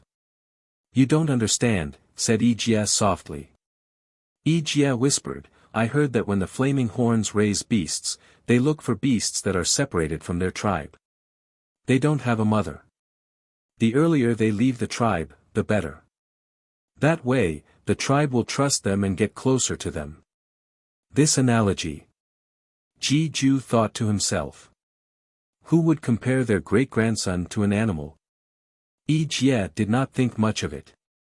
As long as he could use the simplest way to make Ji Ju understand the reason, it was fine. After drinking a bowl of medicine, Yi Jie said, "You know how talented Yi Zong is. When the late king sent troops to kill Yanjiao, Yi Zong followed. When he came back, he encountered a bottleneck. Back then, I did not understand why Yi Zong would encounter such a situation. But now, I know the reason." He sighed. It was unclear whether he felt pity for Yi Zong or regret. After a moment of silence, Yi Jie continued, "The ancestor of the Yi family is the closest person to the witch ancestor. Xiao Xian is not the witch ancestor, but he is definitely related to the witch ancestor. Yi Su stayed close to Xiao Xian, so he must have his own opportunity. And this opportunity will change the future of the Yi family. That is, the hope of the Yi family's rise. Yi Su. I really want to see him. I have to endure until the day Yi Su returns to the Yi family." Yi Jie's eyes flashed with madness. If something happened to Xiao Xian, then all his hopes would be shattered. Yi Su would not be the Yi Su he had hoped for. All his predictions were based on Xiao Xian's safe return to Flaming River. That was why Yi Jie had used up all his divination when he was heavily injured. That was why today's meeting had taken place. Yi Jie's condition was not good. He had even used up all his divination when he was heavily injured. Ji Ju thought Yi Jie was seeking death and might not last long. But looking at Yi Jie's condition now, Yi Jie's will to live was still very strong. Ji Ju shook his head at Yi Jie's agitated growl. No one was crazier than the Yi family. In the palace, Ji Shou told Ji Fang about what happened on the streets today in detail. He emphasized Gan Xie. Other than Xiao Xian, he was the second person he felt threatened by. The Yanjiao people and the Flaming River people work well together. Ji Shou had to admit this. He was envious because the 6 divisions of the royal city had worked well together when the city was first built. But as time passed, their differences grew and conflicts continued. The Yi family's fate was a good example. Yes, they work well together. As long as Xiao Xian is here, they will continue to expand, said Ji Fang.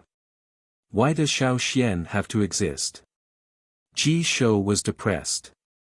Indeed, why does Yanjiao have to have Xiao Xian? Ji Fang agreed, then smiled. Whether Yanjiao has such a person in the future depends on whether they can return safely this time. They had signed a contract, but if they did not attack Yanjiao, would there not be anyone else? For example, a certain person in the desert. After signing a contract with Yanjiao, Ji Fang planned to work with Yanjiao to guard against the desert. It would be best if both sides suffered. Chapter 836.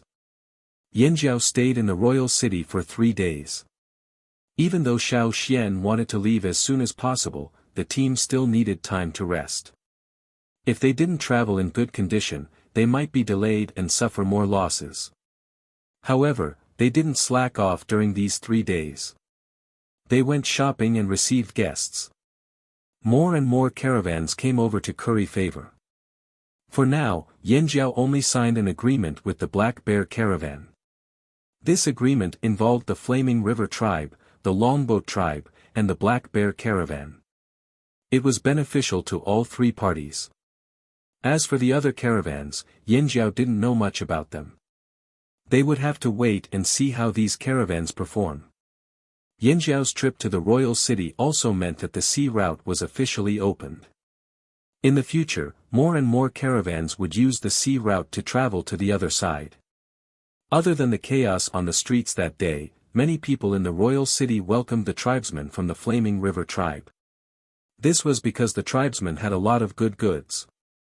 Everyone was satisfied with the trade. The tribesmen got what they wanted, and the merchants in the royal city also got their gems at satisfactory prices. The people in the royal city were very prideful, so they didn't lack ornaments. Rare gems were undoubtedly a symbol of status. This time, there were more gems flowing into the royal city than before. Soon, people on the streets could see the gems around their necks and fingers. It was as if they had become rich overnight. The tribesmen were also very satisfied with the rewards they received from this trip. Not only were they rewarded with material goods, but they also received many important experiences.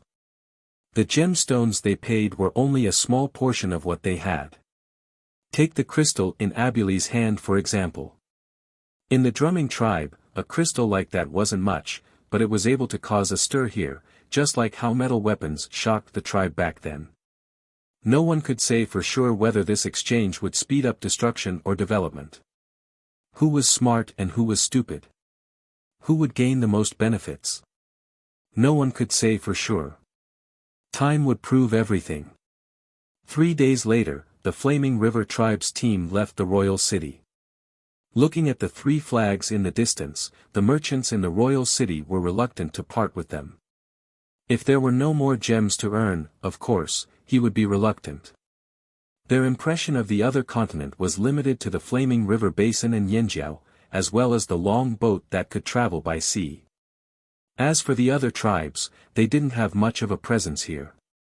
The caravans were already getting restless. The Black Bears were also preparing for their first trip across the sea. What was surprising was that the 6 aristocrats of the royal city were unusually quiet. They did not move for a long time, as if they were waiting for something. While the Yanjiao team was making their way back, somewhere far away from the coast and the royal city, in a forest on a mountain, Robber 7 was sleeping on a thick tree branch. After stealing the chief's bone lock from Yanjiao, Robber 7 had avoided Yanjiao's team and hid here. Before this, he had spread the news to the rest of the robbers, letting them know that he, Robber 7, had stolen Xi's chief's bone lock again. Robber 7 was waiting for Yanjiao to leave before he came out to stir up trouble. By then, he wouldn't have to worry about anything. Other than Xiao Xian, Robber 7 wasn't afraid of anyone. Although Gan Xie gave him a dangerous feeling, Robber 7 believed that if he could avoid him once, he could do it again. Gan Xie was nothing, Robber 7 thought. With that in mind, Robber 7 lived a peaceful life. Every day, he would hide in the forest and sleep, counting the time in boredom. An eagle's cry jolted Robber 7 out of his reverie. He knew all the birds that frequented the mountains, but the eagle's cry didn't belong to any of the species that would normally appear in the mountains. Moreover, this eagle's cry was familiar to Robber 7. He thought of the eagle from the Flaming Horn tribe, but he didn't think it was possible. He had already hidden so far away, how could he still hear it? Cautiously, Robber 7 flipped open the branches above him and observed the situation in the sky through the small gaps between the leaves. An eagle was circling in the sky. The other birds on the mountain avoided it and the wild beasts hid as well, afraid of being targeted. Against a high-level predator, they could only hide to save their lives. The surroundings quieted down, with only the occasional echo of the eagle's cry. The eagle in the sky flew lower. It was much larger than an ordinary eagle, and with the pattern of its feathers and the cry, Robber 7 no longer held on to any hope. It's really that eagle. Why is it here? If this eagle is here, then where is Xiao Xian? Is Xiao Xian here too? Robber 7 panicked. He could feel his bones aching all over. He didn't dare to imagine what would happen if he was caught again. The last time he escaped, it was because Si appeared with his men and held Xiao Xian back. This time, no one else came to distract him. Was he in for it? Soon enough, Robber 7 realized that there was no one else on the eagle's back. But that didn't mean that no one else would appear. Robber 7 didn't dare to move. He quickly treated himself as a tree rooted in the forest, blending in with the surroundings. He didn't even notice the bug bite. His eyes were fixed on the sky, and at the same time, he paid attention to any movements around him. The eagle in the sky circled around the mountain. After a few more rounds, Robber 7 saw that the eagle in the sky had dropped something on the ground. It fell into the forest. Robber 7 looked at the eagle in the sky again. It didn't fly down to the ground to investigate. Instead, it circled around and left. Robber 7 waited patiently for half a day, but he didn't notice any other movements. Moreover, the surroundings were starting to regain their vitality. The birds and beasts that were hiding were starting to come out. The eagle had left, and there weren't any strangers or beasts nearby. Robber 7 didn't notice anything. When the sun was about to set, Robber 7 couldn't hold back his curiosity. He carefully crept towards the place where the object fell. Finally, he found it on a tree. It was a bamboo tube with 2 words written on it, Robber 7. When he saw the 2 words, Robber 7's heart skipped a beat. His instincts told him that it wasn't anything good. But he was even more curious. Why would the eagle drop this bamboo tube here? Was it a coincidence, or was it intentional? After some hesitation, Robber 7 couldn't hold back his curiosity. He went over to the tree and took down the bamboo tube. He twisted it open. Inside the bamboo tube was a scroll made of animal skin. There were words written on it. Robber 7 was like a statue. His body was stiff as he stared at the words on the scroll. The more he looked, the paler his face became. It was as if he was frightened, and as if he was discouraged. Bam! Robber 7 slammed the scroll on the ground. His face turned from pale to red as he panted heavily. The words on the scroll were written by Xiao Xian. He wanted Robber 7 to deliver the item to Yanjiao himself. It didn't say what would happen if Robber 7 didn't do it. But the more Robber 7 thought about it, the more he felt lucky. No one in the robber clan knew of Robber 7's whereabouts, and no one from Bai could find him no matter how hard they tried. However, the eagle had left a scroll here. It was just an ordinary scroll, but to Robber 7, it was like a bomb. He couldn't recover from it for a few days. Regardless of Robber 7's decision after receiving the scroll, Yanjiao's team continued with their original plan. Unlike when they came, the cities they passed by on their way back were no longer on full alert. They even opened their gates to welcome them. They hoped that Yanjiao's team could stay in their cities for a long time. Some caravans that didn't make it to the royal city tried to approach Yanjiao to talk about cooperation. The news of the peace treaty had already spread to other cities. Then, the traveling teams would spread the news to even further places. A new situation was about to unfold. Some saw danger, while others saw opportunity. Whether or not they could seize it depended on their own abilities. The reputation of the Longboat tribe's fleet had already spread far and wide. Mu Fa had already received several requests for cooperation. Thinking back to the time when he brought his team here, they were ostracized by many parties and it was difficult for them to move forward. Now, the tables had turned. As long as the longboats did not court death, they would prosper soon. After the team returned to the place where they disembarked, they waited for a few days for Cha-Cha to return. This time, the people of the Longboat tribe and the other tribes were relaxed. Their ambitions were also growing. If the gap between the two sides was too big, they wouldn't have the courage to think about surpassing the other side. But now, they realized that the other side wasn't as scary as the rumors said. But soon, they noticed that the people of Yanjiao were unusually quiet. Ever since they left the royal city, they had been on high alert. They were even more alert than before. Did something happen? Mu Fa asked, remembering that Xiao Xian had the ability to perform divination. I don't know, but it's better to be cautious, Gigu replied. Xiao Xian stood alone at the bow of the ship, looking at the boundless sea in front of him. They were already far away from the mainland. They couldn't see the mainland, but the feeling of uneasiness was getting stronger. Something was definitely about to happen. The knots were the same as before. The knots were meaningless.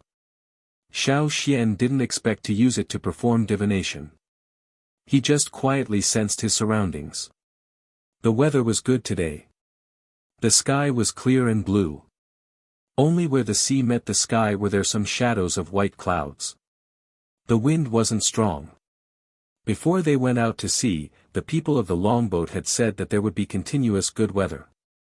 There wouldn't be any storms for a while, but the weather at sea was ever-changing. They still had to be careful.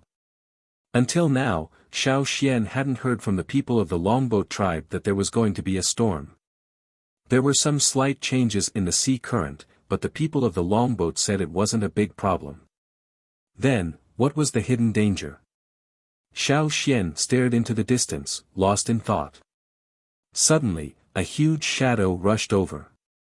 He couldn't see its face clearly, but its huge size was enough to shock Xiao Xian. It was similar to the giant crocodile Xiao Xian had seen before. It was comparable to the largest giant eagles at Eagle Mountain. Not to mention the largest ship in the fleet, even the combined size of the entire fleet couldn't compare to this thing. Formless pressure and killing intent, like a sudden tsunami, rushed directly at him. Xiao Xian took a deep breath. When he looked again, he found that the sea was still calm. There was only the sound of laughter and the sound of the waves hitting the ship. But Xiao Xian knew that it wasn't an illusion. It was an omen. It's coming. Xiao Xian said in a low voice. What? Mu Fa, who came to find Xiao Xian, heard this and hurriedly took out a telescope to look at the sea. He didn't find anything suspicious. The weather was also within their expectations, so he didn't understand what Xiao Xian meant by, "It's coming." What's coming? Gigu and the others also hurried over. They knew that Xiao Xian wouldn't say this for no reason. Since Xiao Xian said, "It's coming," something must be happening, and it couldn't be good. What's the plan? Gigu asked. I'll lure him away. You guys go first. Xiao Xian said, his target is me. We can't fight him head-on on the sea. You won't win either.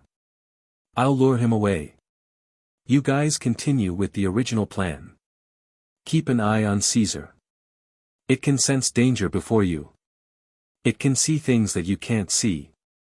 Xiao Xian had always thought that Yi Xiang would deal with him on land. After all, Yi Xiang liked places without water. Otherwise, he wouldn't have lived in the desert. Yi Xiang's puppets were all dehydrated and preferred dry places. For example, Gan Xie. Even though he had changed a lot of his habits, he still didn't like places with water. He didn't like to leave the cabin when he was at sea. The corpse-like puppets in the desert should be the same. Xiao Xian had been on guard when they were heading to the royal city. He had also made preparations on the way from the royal city to the coast. But in the end, they met at sea. There were too many restrictions on the sea. With Yi Xiang's abilities, even if they won, they would suffer great losses. Besides, with others around, Xiao Xian's hands would be tied. In that case, it was better for him to lure Yi Xiang away and let the fleet return first. Xiao Xian leaped onto the eagle's back and reminded Gigu and Mu Fa, be careful in the sea. You don't have to be wary of people. Xiao Xian rode the eagle into the air. He had to choose a direction, but he couldn't just pick it randomly. Which direction should they fly? At times like this, Xiao Xian trusted his instincts more. That way, fly higher. Xiao Xian said to Cha Cha. Gigu and the others saw Xiao Xian leave on the eagle. That direction. Is he going to settle it on land? Mu Fa said. The further they went in that direction, the closer the two continents were to each other. The place closest to each other was the place where Rock Hill City and the nobles fought a long war. When He heard Mu Fa's words, he agreed. There were too many restrictions on the sea. On land, even in the desert, it was better than in the sea. But reality was not what they thought it was. When Xiao Xian made his choice, his first thought was not Mu Fa's guess. He felt that there was a chance of survival there. It was a gut feeling. Secondly, Xiao Xian thought of all sorts of ways to deal with Yi Xiang. It would be best if they could get on land earlier. To the desert or somewhere else. Chapter 837. As soon as Xiao Xian left, Gigu, Mu Fa, and the others were still discussing what kind of danger they might encounter when they heard Caesar growling. He looked very anxious, as if he felt that some kind of danger was approaching. Thinking of what Xiao Xian said before he left, they stopped discussing and hurriedly paid attention to the situation around them. Caesar's reaction meant that he had discovered something. Caesar, what's the matter? Gigu observed Caesar's every movement. He noticed that Caesar was growling anxiously, sometimes facing the sea, sometimes looking down. When he was facing the sea, he didn't have a fixed direction, but he was growling down. Does this mean that there's something under the ship, or in the sea? Xiao Xian had warned them that they didn't necessarily have to be on guard against people. Then, could it be a sea beast? Mu Fa blew the emergency alert whistle, and the atmosphere in the fleet suddenly became tense. Caesar's growling grew louder and more anxious, as if he was afraid of something. When they were hunting in the forest, Caesar didn't show any signs of fear even when he encountered some ferocious beasts that were difficult to deal with. But now, He and the others' hearts sank. They were afraid that the trouble was bigger than they thought. Mu Fa took out his binoculars and observed the surrounding sea. He didn't see anything that could pose a threat to them, but, twitching his nose, Mu Fa asked, "Do you guys smell something?" "It's a little stinky," Gigu said.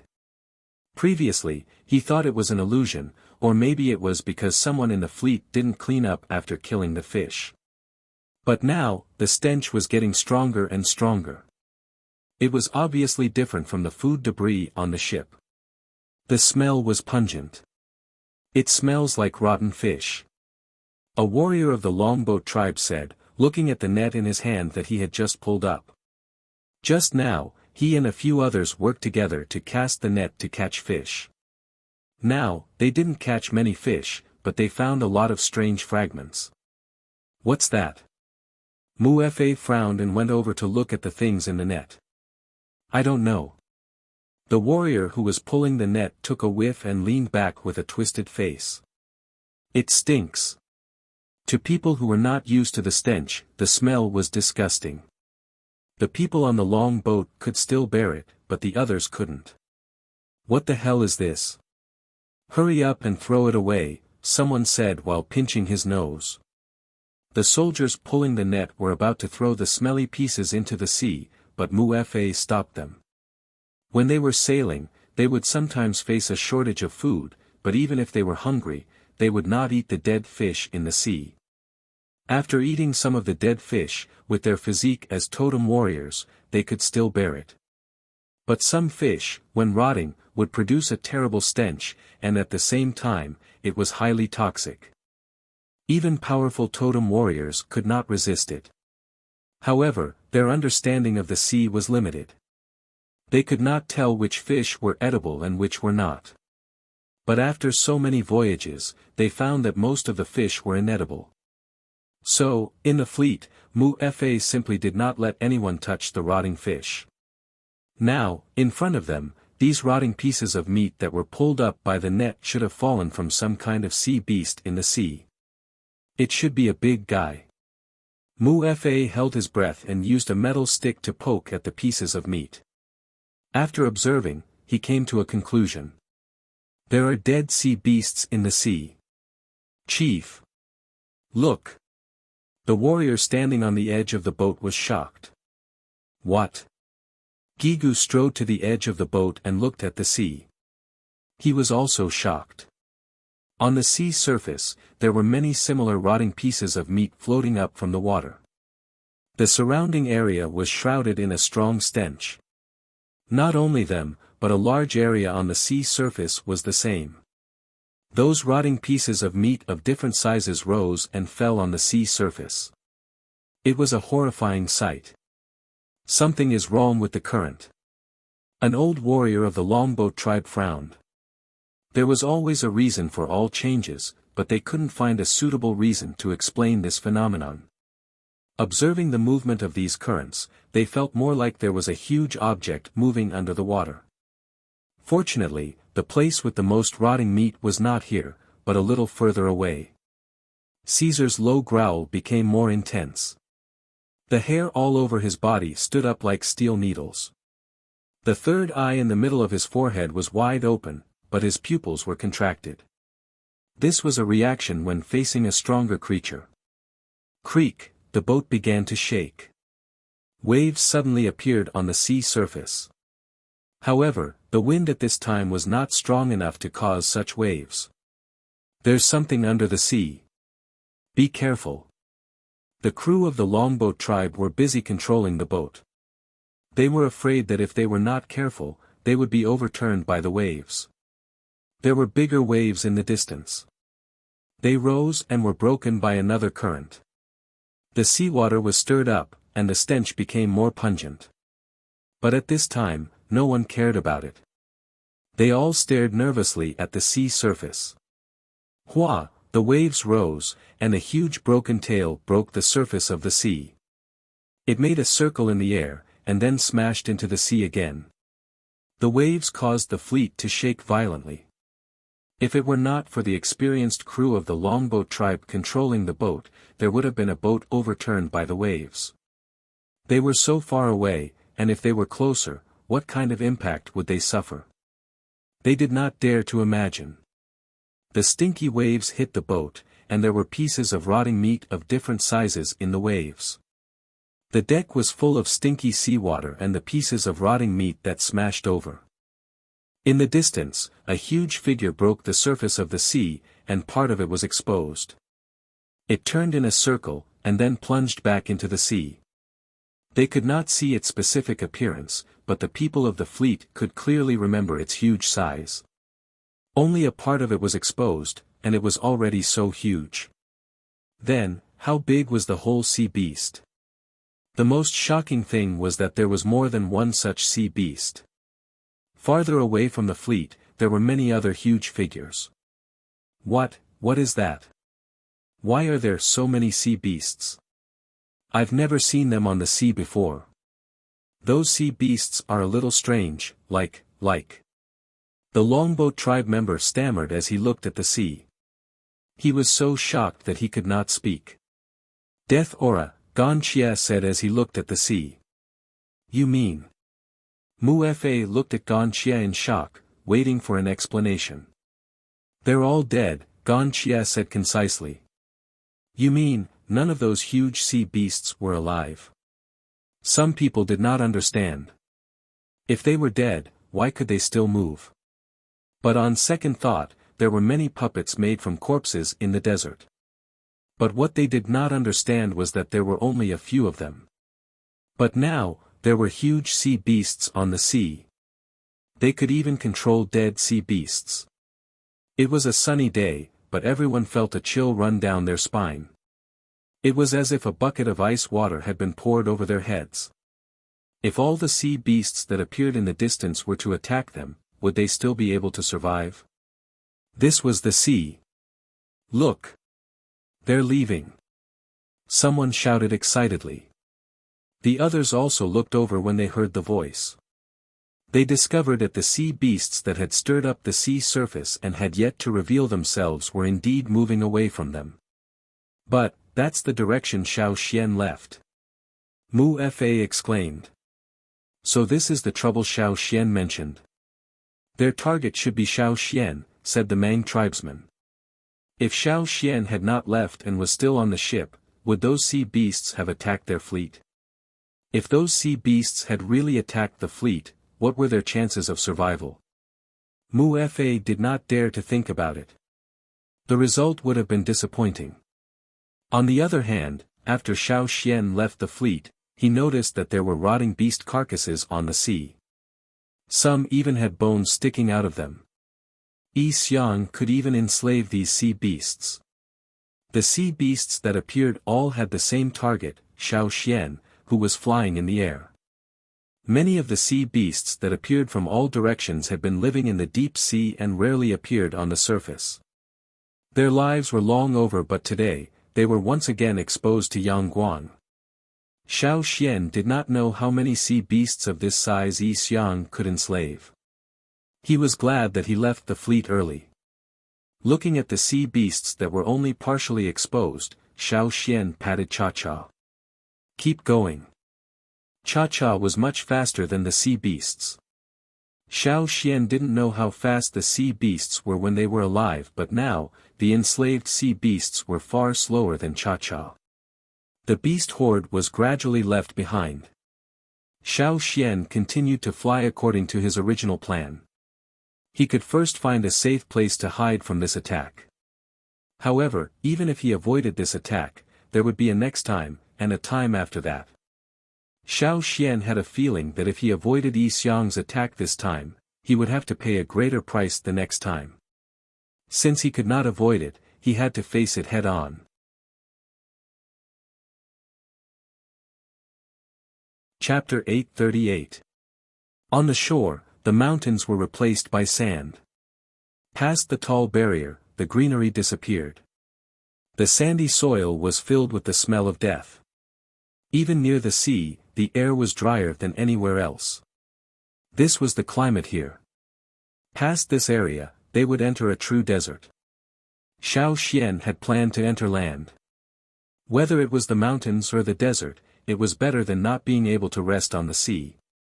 But just as he sent Cha-Cha in that direction, Xiao Xian sensed more danger. It was not safe on land.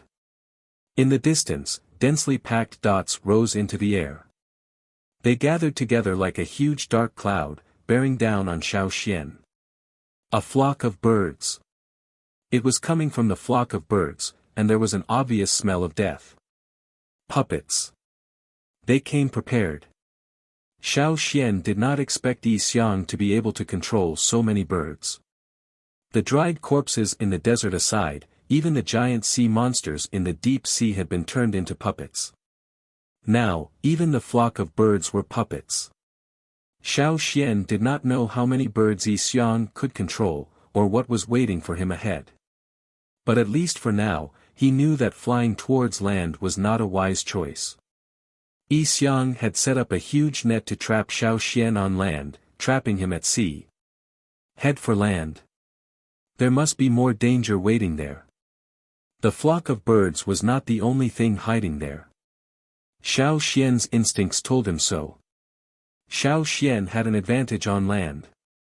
But in his current situation, heading for land was not a wise choice. Further ahead was the desert.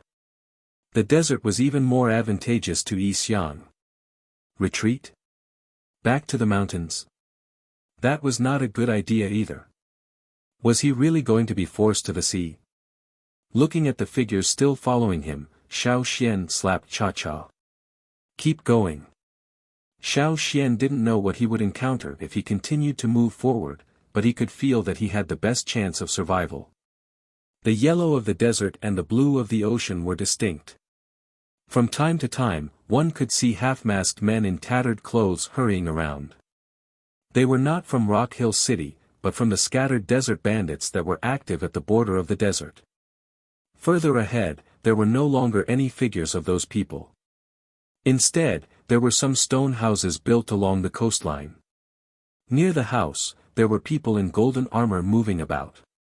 Others stood motionless like wooden pillars. They were the famous puppet army of Rock Hill City. Xiao Xian had heard that the two sides had stopped fighting for a while, so he hadn't seen any intense fighting. It wasn't just the desert. Xiao Xian could also see the coastline of the other continent. In this direction, the further one flew from the sea, the closer the two continents were to each other. However, many people would rather travel by sea than pass this area because of the fighting. Even during the ceasefire, any suspicious person would be mercilessly attacked by both sides. The royal city's army obeyed orders to the death. They would rather kill an unknown person than let them go. The desert's army was even crueler than the royal cities. The closer the two continents were to each other, the more people from Rock Hill City and the army stationed along the coastline. At the closest point, both sides could clearly see each other's movements. When Xiao Xian passed by in the air, he naturally attracted the attention of both sides. A team of archers appeared on both sides, watching Xiao Xian cautiously. If it wasn't for the fact that the eagle was flying too high, they would have drawn their bows the moment they saw him. Should we send someone to take a look? In the army, a man with a bow asked the leader. They sometimes encountered such situations. When it was difficult to hit the target with a bow and arrow, they would send out some cavalry, soldiers riding birds. They also had teams that could fly. However, the leader only stared at the sea with a serious expression. He didn't answer, nor did he look at the figure flying in the air. The leader didn't say anything, and the people below didn't dare to act on their own.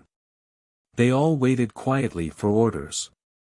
The people who had been observing the leader noticed that his expression was changing.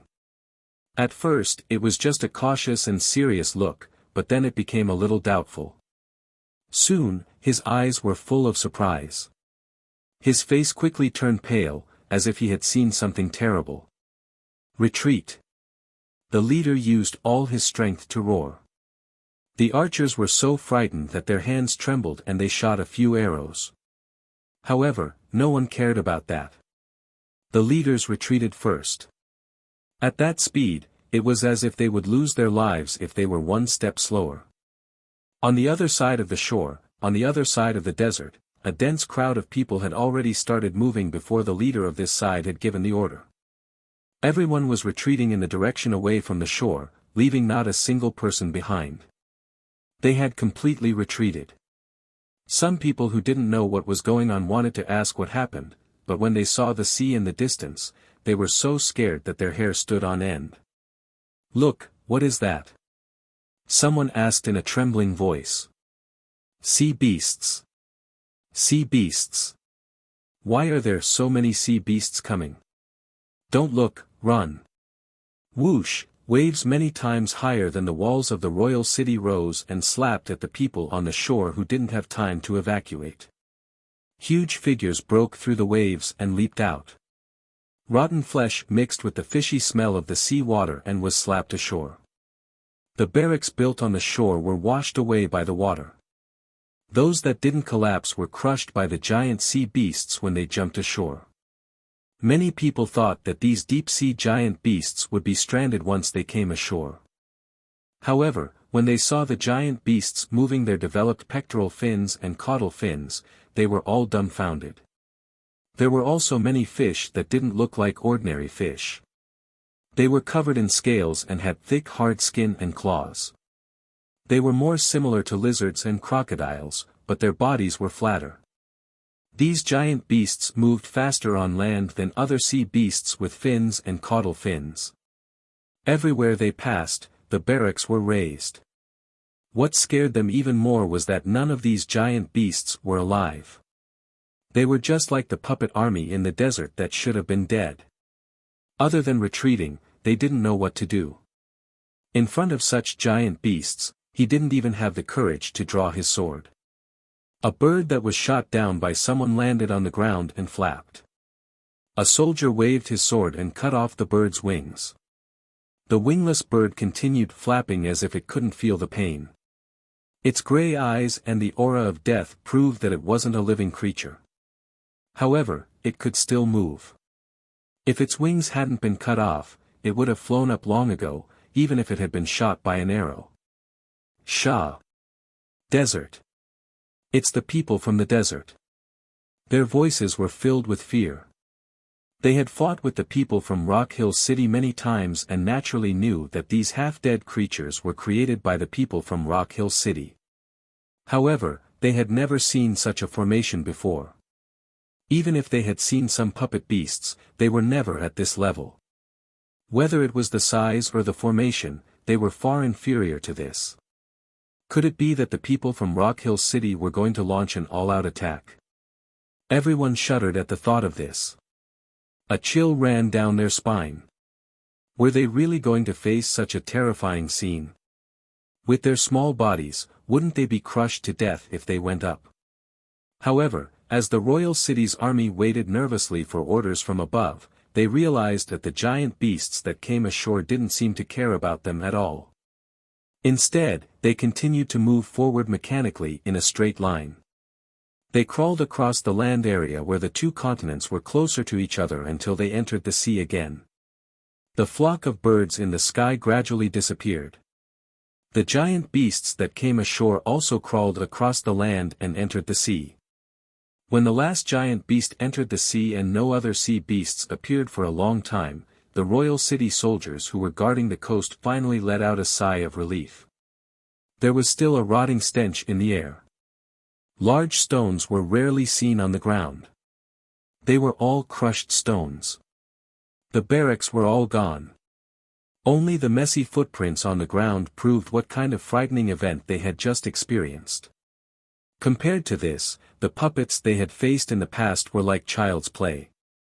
"Boss, those sea beasts won't appear again, right?" A soldier asked in a trembling voice. "I don't know." The leader's hand that was holding the hilt of his sword was still trembling. He didn't know who was controlling those dead beasts, but it definitely had something to do with the people from Rock Hill City. At the same time, they were also puzzled.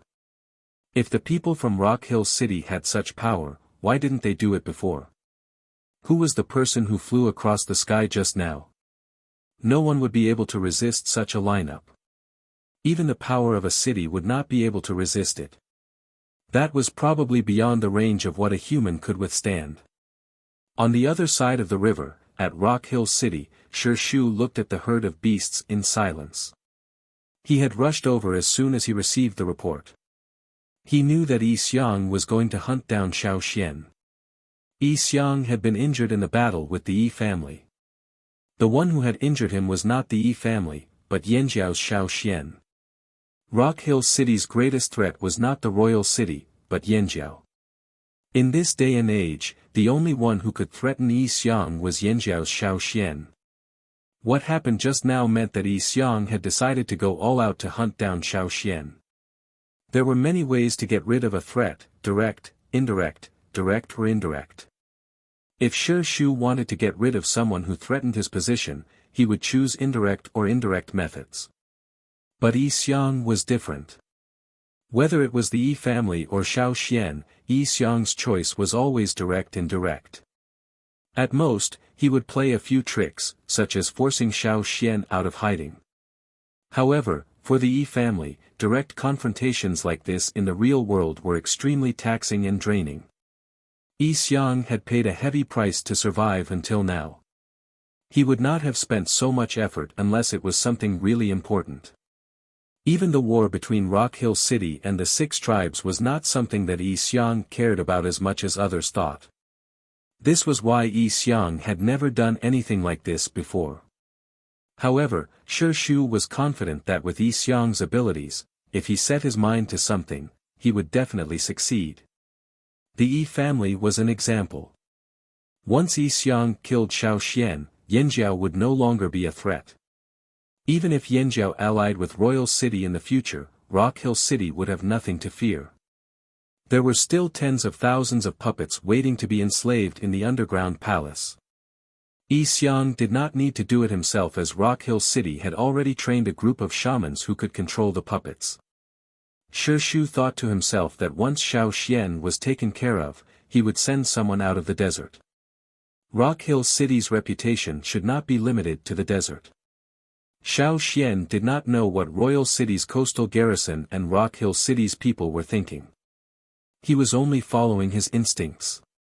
He had no idea what was waiting for him ahead. He was like a hunted prey. He would only know how to escape if he kept moving forward. Ahead was an endless ocean. To everyone's surprise, Xiao Xian did not go ashore or seek help elsewhere. Instead, he kept moving forward.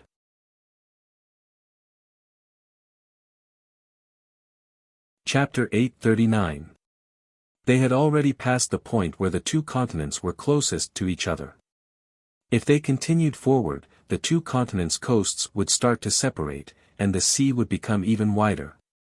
It was a place Xiao Xian had never set foot in before. After flying day and night without rest, Cha-Cha was still able to continue even though she was tired. Many giant mountain eagles would have to fly for a long time without rest before heading to Eagle Mountain. This was not the first time Cha-Cha had experienced such a long flight. However, Xiao Xian could already feel that Cha-Cha's stamina was severely depleted.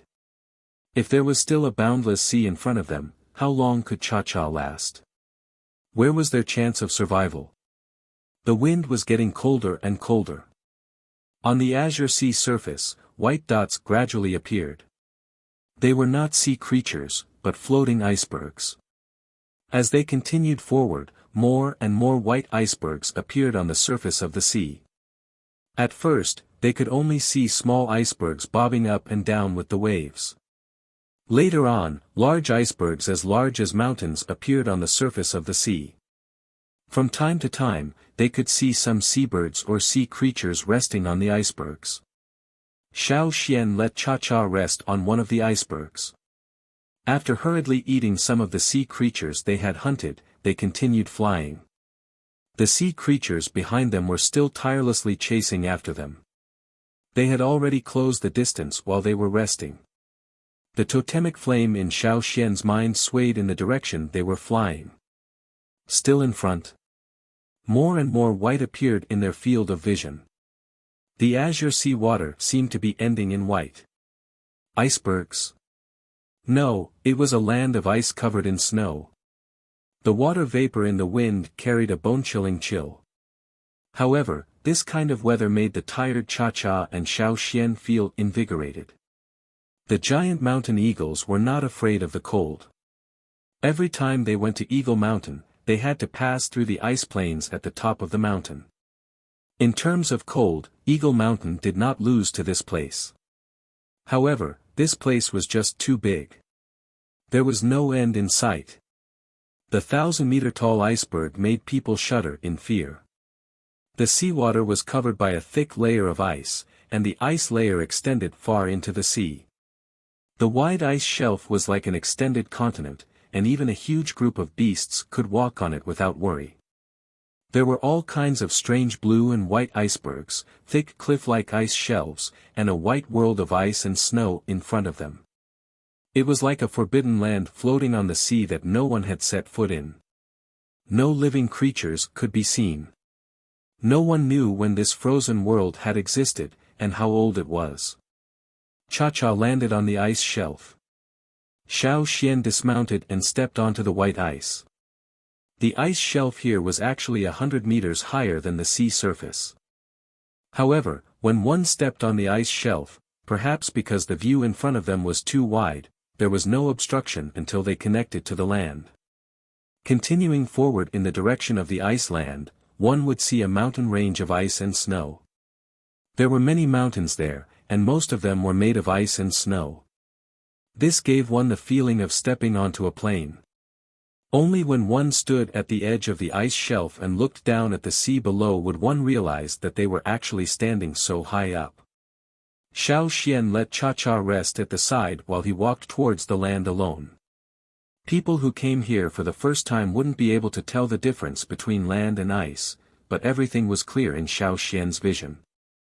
The ice shelf covered a wide area.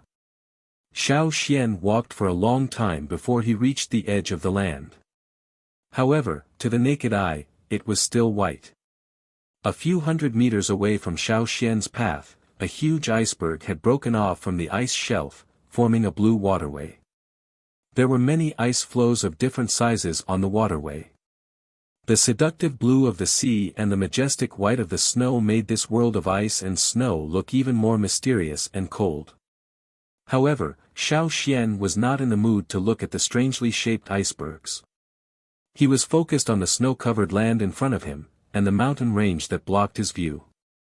Step by step, he walked forward. Whoosh, the sound of the water rippling came from behind him. More sounds were coming closer. Xiao Xian did not need to look back to know that it was the puppet sea monsters under Yi Xiang's control. They were following him. The lifeless sea monsters swam over from the waterway, climbing up the ice shelf along the steep slope. Their sharp claws were nailed to the ice, creating a creaking sound. The sound of flapping wings and the sound of landing on the ice shelf overlapped, as if there was no pause in the hailstorm. Unknown seabirds were densely packed, like a dark cloud that covered the sky. The flock of birds dispersed, revealing a person in a sandy yellow cloak in the middle.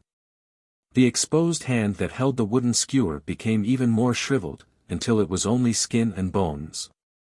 Behind the cloaked man, huge sea beasts climbed up from the edge of the ice shelf that was almost perpendicular to the sea surface like a cliff. Their huge beast claws stepped on the ice mountain. The sea beasts that should have lived in the warm sea were now completely unaware of the cold. When a few sea beasts were climbing up, the edge of the ice shelf cracked, and large pieces of ice fell into the sea along with the sea beasts. The cracked ice became icebergs floating on the sea surface, and the sea beasts that fell into the sea continued to climb up. No matter how many times they fell, they continued to climb up like tireless machines. More and more sea monsters appeared on the ice shelf.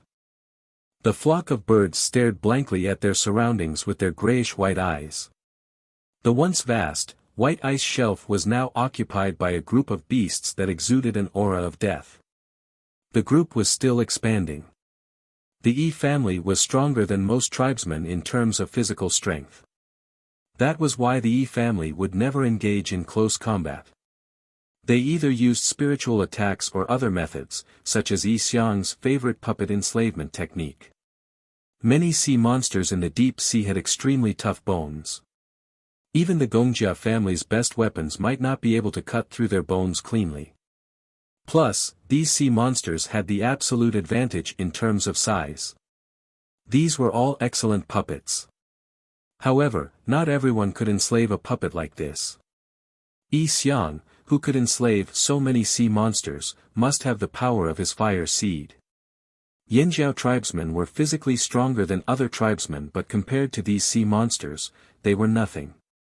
With such a large group of puppets, even 10 Yanjiao tribesmen might not be able to defeat them. This was the first time Xiao Xian had experienced Yi Xiang's capabilities so clearly. Even when he fought the Yi family, Yi Xiang had never used his full strength. This time, Xiao Xian knew that Yi Xiang was really going all out. The sky was covered with dark clouds, and only a faint ray of sunlight shone through the gaps between the dark clouds. This bit of sunlight was unable to change the gloomy and depressing weather. The undulating icebergs on the surface of the sea and the irregular waves of the sea made the area look eerie and dangerous. As if oblivious to the sea monsters behind him, Xiao Xian continued walking towards the mountains. Xiao Xian. The sound of sand grinding in the desert rang out on the vast ice shelf and snowy ground. Although the sound was not loud, it could clearly be heard from afar. It was as if an ice-cold knife from the desert had slashed across the icy ground, raising a bone-chilling frost. Xiao Xian continued walking towards the towering mountains, not looking back. His footsteps were steady, not panicked by the army of puppets.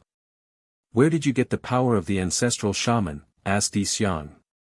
"You're asking me? Who should I ask?" Xiao Xian did not know how the special power came to him. It must have had something to do with the egg-like stone. However, he would not tell Yi Xiang that. "How powerful is the ancestral shaman?" asked Yi Xiang. This time, Xiao Xian did not answer. He continued walking, his eyes fixed on the towering mountains. He could feel the gaze on his back sharpening. Xiao Xian could feel that even with the power of the Yanjiao ancestors in the bone ornaments, he would not be able to wipe out this army of puppets that did not know pain or fear. It would be a waste of energy if he did that. He began to understand why Yi Xiang was pressing him so hard. One reason was that he saw him as the greatest threat, the other was that he was curious about the ancestral shaman's power. As for what would happen if Xiao Xian lost his life under such pressure, he could only blame it on his bad luck.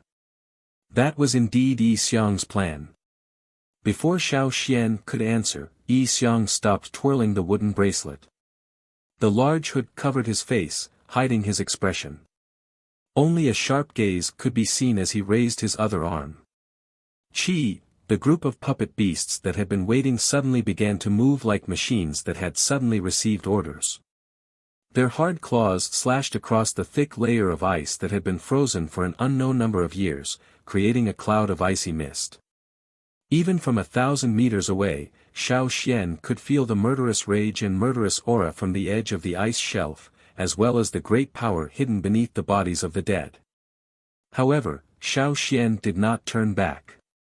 He frowned slightly as he looked up at the towering snow-white mountains before him.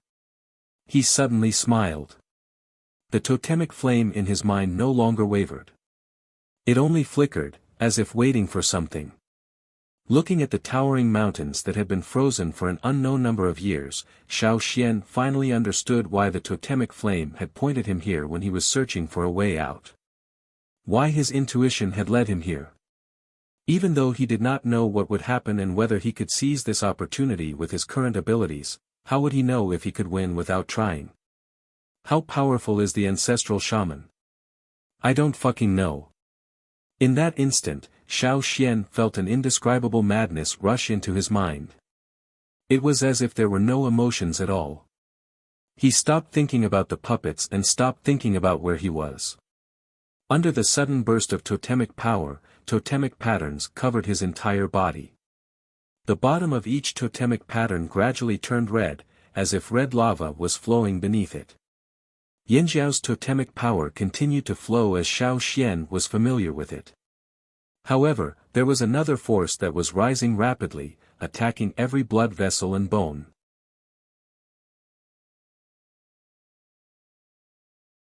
Chapter 840.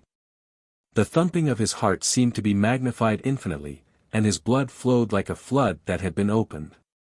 Thick veins bulged and throbbed. In his mind, the soaring totemic flames were no longer so conspicuous. The white light that enveloped him was unprecedentedly bright, and white energy was constantly being released from it, crazily surging to every part of his body. Under the totemic patterns, the flowing crimson was gradually replaced by white. It was still Yanjiao's totemic patterns, but it was no longer the color that the Yanjiao people were familiar with. Whoosh! A ball of white flame appeared in Xiao Xian's hand. As he turned around, he swung his arm down forcefully, drawing an arc in the air before finally hitting the ground covered in a thick layer of ice. Bang! A muffled sound, like a thunderclap, reverberated in this world of ice and snow, and gradually spread into the distance. Because of this explosion, the world seemed to fall silent for a moment. The white flame burned on the ice, and its range instantly expanded. The shaman seals that he had seen many times before seemed to have been burned into the ice, extending in all directions, deep into the ground, passing through the towering mountains of ice and snow, and extending into the distance that could not be seen. In this short period of time, he had released all the power that his body could control, as well as all the power that he could not control. At the same time, his mental exhaustion attacked him at the same time. It was as if there was a ball of fire burning in his body, and all his exhaustion was replaced by intense pain. However, Xiao Xian did not care about that at this moment. He felt very strange. He was clearly standing on the ice, facing the approaching horde of beasts, with his back against the towering mountains, and in terms of size, he was as small as an ant. However, Xiao Xian felt as if he was standing at the top of the world. His state of mind, his aura. It was the feeling that the white flames gave him. Raising his head, Xiao Xian looked at the horde of beasts charging towards him. At this moment, everything seemed to slow down in Xiao Xian's eyes. The sound of the approaching beasts' claws stepping on the ice also gradually faded away. There was no worry, no fear. Under his calm face, Xiao Xian flashed a look of anticipation that even he did not notice. He could feel the power of the white flames seeping into the land of ice and snow. Beneath his feet, the mountain behind him, and even further away, it covered a wider and wider area. In this world of ice and snow, there seemed to be an enormous and cold murderous aura awakening and brewing. Xiao Xian looked in Yi Xiang's direction. Yi Xiang was completely covered by the huge beast puppets. The Yi family was not physically strong, but they knew how to protect themselves better. But it did not matter. He knew Yi Xiang could hear him. I've always wondered who the overlords of the world were before the rise of mankind. Do those former overlords still exist? Where are they? Xiao Xian's calm voice was not loud, but Yi Xiang heard it clearly. Yi Xiang was confused. The next moment, Yi Xiang's hand paused as he tightened his grip on the string. Ignoring Yi Xiang's reaction, Xiao Xian retracted his gaze and looked down at his feet. He lifted his front foot and stomped down. Ka ka ka, a crack appeared under Xiao Xian's feet. Like a fuse, the crack started under Xiao Xian's feet and spread outwards. The cracks grew bigger and more numerous, and the sound of ice cracking became louder and more frequent.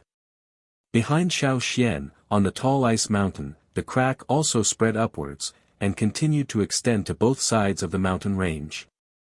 In front of them, as the group of puppet beasts approached, the cracks on the ice shelf appeared even faster. The tremors on the ice surface were transmitted to their feet, and the vast ice shelf that had been frozen for an unknown number of years seemed to be about to be crushed by the huge group of beasts. Boom! A huge gust of air broke through the ice, causing everyone's hearts to tremble. A huge ball of ice shot into the sky. Even from 1,000 meters away, with the beast puppets blocking his view, Yi Xiang could see the sudden explosion of ice that seemed to reach the clouds. He could feel the terrifying power hidden within. Not far in front of Xiao Xian, where the beast puppets were about to reach, which was also the true border of the snowy land, the ice cracked. The violent tremors caused Xiao Xian's body to sway, but Xiao Xian ignored the cracking ice. His eyes glowed as he stared fixedly at the area where the huge ball of ice had erupted. This was his powerful counterattack against Yi Xiang's relentless pursuit. He had used all his strength in this attack, gathering all the power in his body and refining it.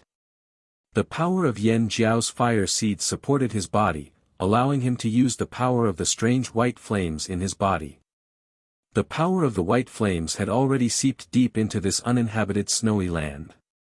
This was no longer a battle between swords and sabers, but a clash of fire seeds. The white flames that burned in the world of ice and snow blossomed with ancient glory and an unyielding will. Boom! Another loud sound of ice breaking rang out, as if it was going to tear the space apart. Frost spewed out from the bottom of the ice like countless stars shooting into the sky, blurring the herd of beasts in front of them.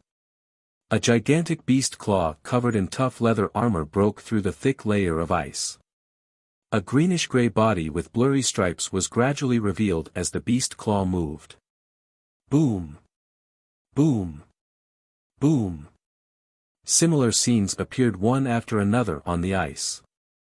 Beasts as large as the sea beasts, never seen before in forests, oceans, deserts and other places, broke through the ice one after another. The ice beneath Xiao Xian's feet cracked and bulged. Plates of bone rose from the ground like sturdy walls, their arched backs pushing through the cracked ice, revealing the giant beast that had been sealed in ice for a long time. Behind Xiao Xian, the towering snowy mountain range rumbled and began to crack as well. Xiao Xian walked forward step by step, climbing up the beast's back until he stood on top of its head. This was their burial ground. Today, Xiao Xian had allowed them to reappear. Their bodies that had been buried for countless years had finally seen the light of day again. Even if they were no longer alive. Somewhere far away from the royal city, in a place that was regarded as the end of the continent, a team was braving the cold wind and walking on waist-deep snow. It wasn't snowing today. Even if it didn't clear up in the next few days, there shouldn't be a snowstorm. They could use this time to search for gems. Yes, although most places on this continent didn't have gems because of the core seed, in this snowy land where the core seed had never appeared, adventurers would occasionally find gems. Before the two continents were close, most of the gems used by the slave masters and nobles were mined from here. This team was a frequent visitor here. Compared to other teams that traveled far for gems, they had a geographical advantage. They belonged to a tribe that was very close to here. Although the land they lived on wasn't very fertile and the climate wasn't very good, it wasn't suitable for growing crops. There were very few crops that could be grown and the output wasn't high. Therefore, there were very few people in their tribe who farmed. More people raised animals, such as sheep with thick fur. Most of the animals that could live in this place where the weather was cold all year round had thick fur that could resist the cold. However, if they only relied on raising animals, their tribe wouldn't have a good life. However, the truth was the opposite. Their tribe was very rich because of those rare gems. Every year, they would go deep into the snowy land to search for gems. The people of this tribe were also the type with strong physiques and battle strength. Otherwise, even if they dug out gems, they might not be able to keep them. This time, it was the same. After many days of snow, it finally stopped. They looked at the time and organized a team to head to this snowy land that many people on this continent didn't know about. They started their usual treasure hunt. Their treasure hunting skills were inherited from their ancestors. However, even the oldest ancestral records never really understood this world of ice and snow. They only knew that this world of ice and snow was very big, and they did not know where the end was. It was extremely cold. When the weather was bad, even the most powerful warriors in the tribe would not be able to come out safely if they did not enter the cave they dug to avoid the cold in time. This was a world where danger and opportunity coexisted. It was also a treasure land for their tribe to survive. Unfortunately, after the disaster, the two continents got closer. More and more gems flowed into this place. This made the value of the gems they found so hard to find depreciate. The people in the team had been cursing since they set off. I heard that the Yanjiao people signed a contract with the royal city and brought a lot of gems. Will the price of our gems fall again? Someone complained. Another person heard this and snorted. He spat into the snow beside him. Damn Yanjiao people. If I see them. What will you do if you see them? The person walking behind him joked. I heard that the Yanjiao people all look like ferocious beasts. So what if they look like ferocious beasts? What's wrong with you? The person behind him didn't wait for him to finish his sentence. But when he looked up, he found that the person walking in front of him was no longer as joking as before. His face was solemn, and his eyes were cautiously observing his surroundings. Every step he took on the snow was not casual, and there was a slight pause after each step. After all, strangers didn't understand them. However, as companions of the same tribe, they understood each other's meaning through each other's every movement and every look. The team instantly quieted down, and the leader didn't need to say much. He walked silently at the front of the team, but his speed was much slower, and his footsteps were lighter. Every hair on his exposed skin stood up like a needle, sensing the changes in his surroundings.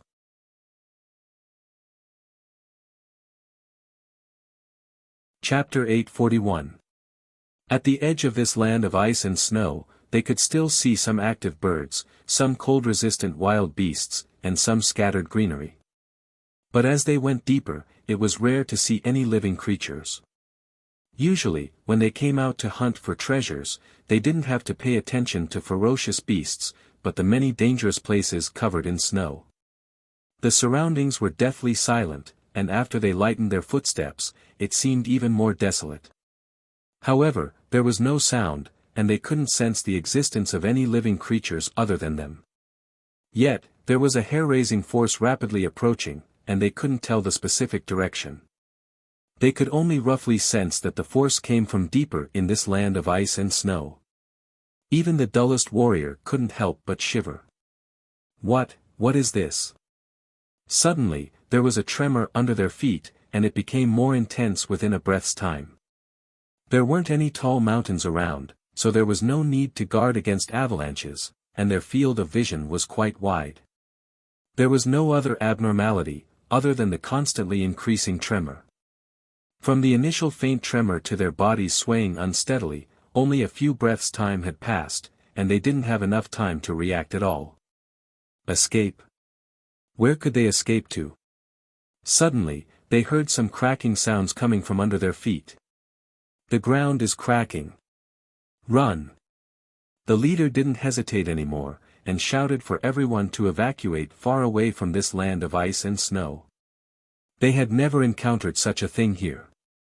Even during the disaster, this place didn't have such a situation. Their tribe was on an island, and there were a few islands nearby.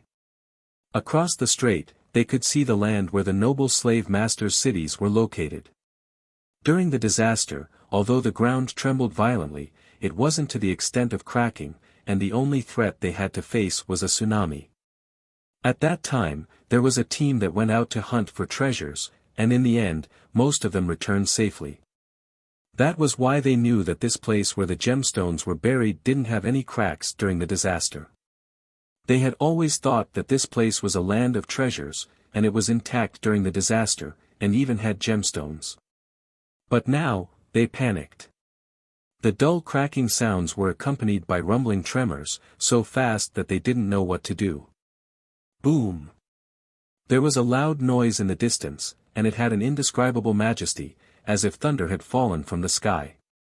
The ground that had been frozen for an unknown number of years was forcibly torn open, and even the largest ferocious beast they had ever seen could be easily swallowed by this crack.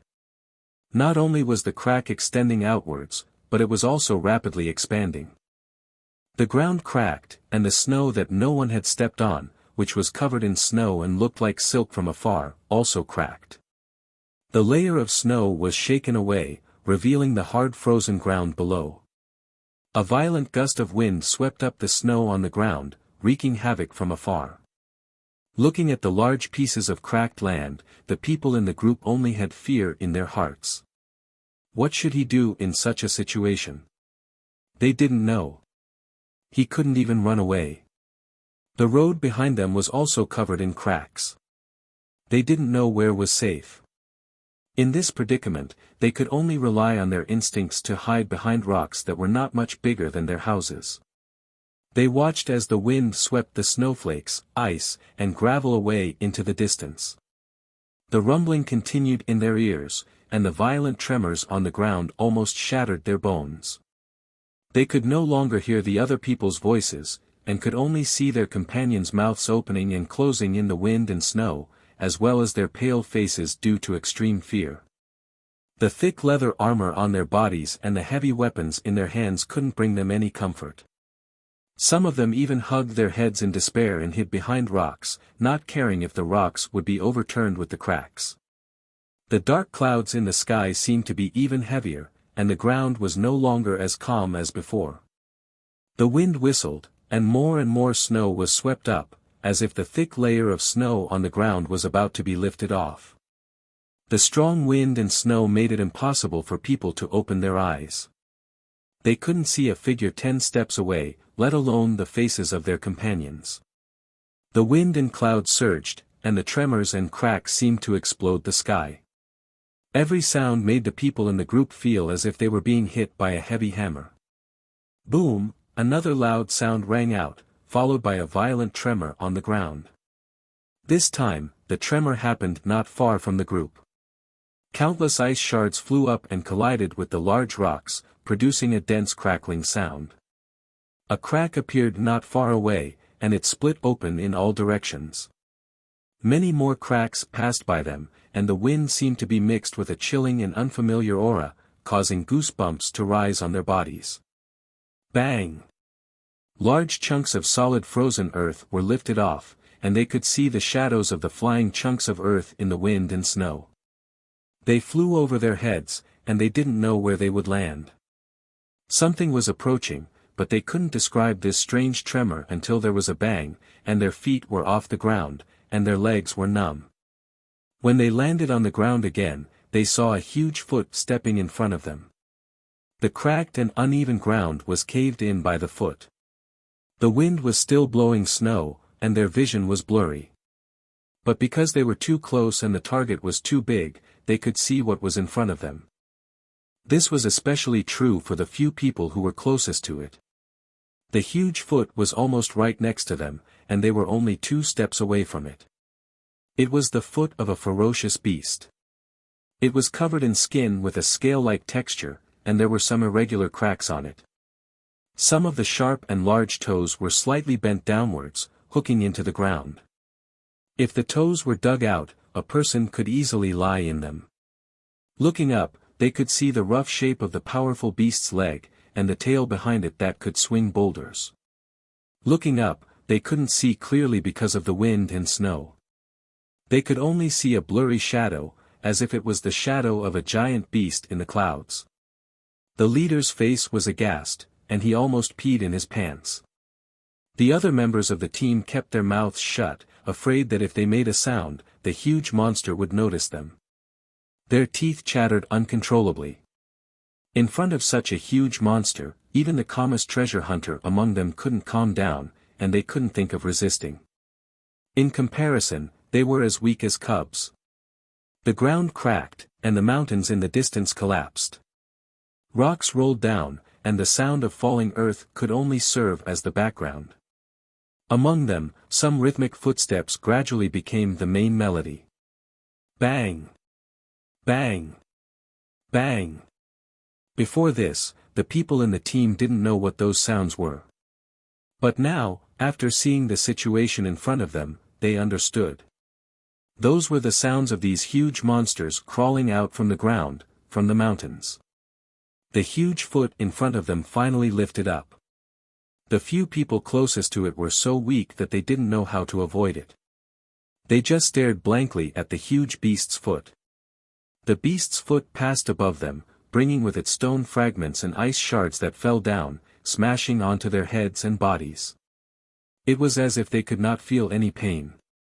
Their gazes did not move as they continued to chase after the beast's foot until it passed them and landed on the ground again. Step by step, they walked towards the depths of the frozen land. The rhythmic footsteps gradually faded away. After an unknown period of time, the other sounds in their ears also faded away. The rumbling sound was like 10,000 beasts running together, deafening. The ground under their feet kept shaking. It wasn't as violent as before, but it still made their bones hurt. They seemed to have heard the sound of water, but they didn't dare to look. After an unknown period of time, the wind slowly stopped, and the sound of water stopped.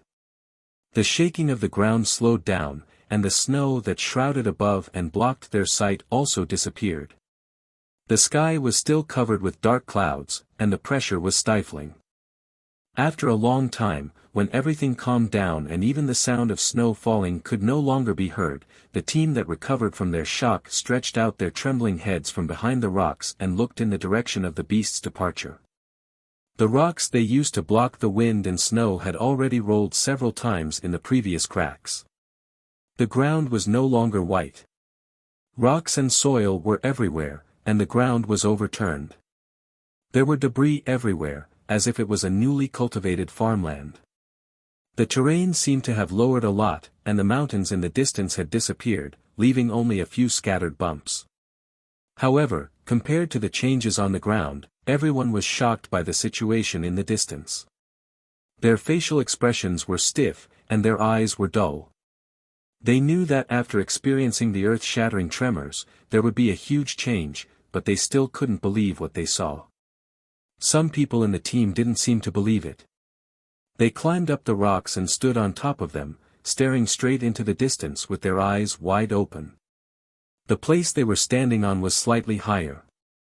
From here, they could see that the end of their vision should have been mountains and land, but now, the mountains had collapsed, and the land that was perennially covered in ice and snow had a border. On the other side of the border, there was a wave. See, it's seawater. How is it possible? Although they didn't know how big this world of ice and snow was, they had been to places further away when they were searching for treasures. They had been to places at the end of their vision. Even with their eyes closed, they could tell how many mountains there were and which route was safer. But now, everything had changed. The sound of water that sounded like thousands of beasts galloping was not an illusion. What happened just now? Was it a dream? The violent tremors, the collapsed ground, the violent wind and snow, and the huge beast's paw.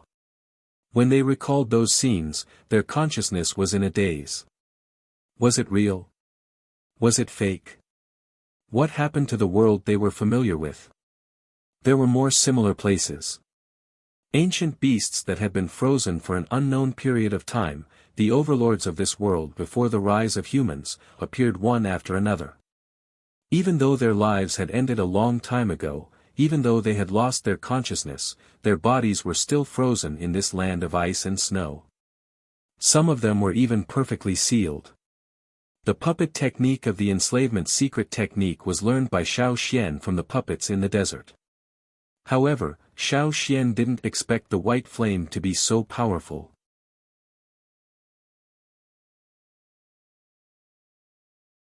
Chapter 842.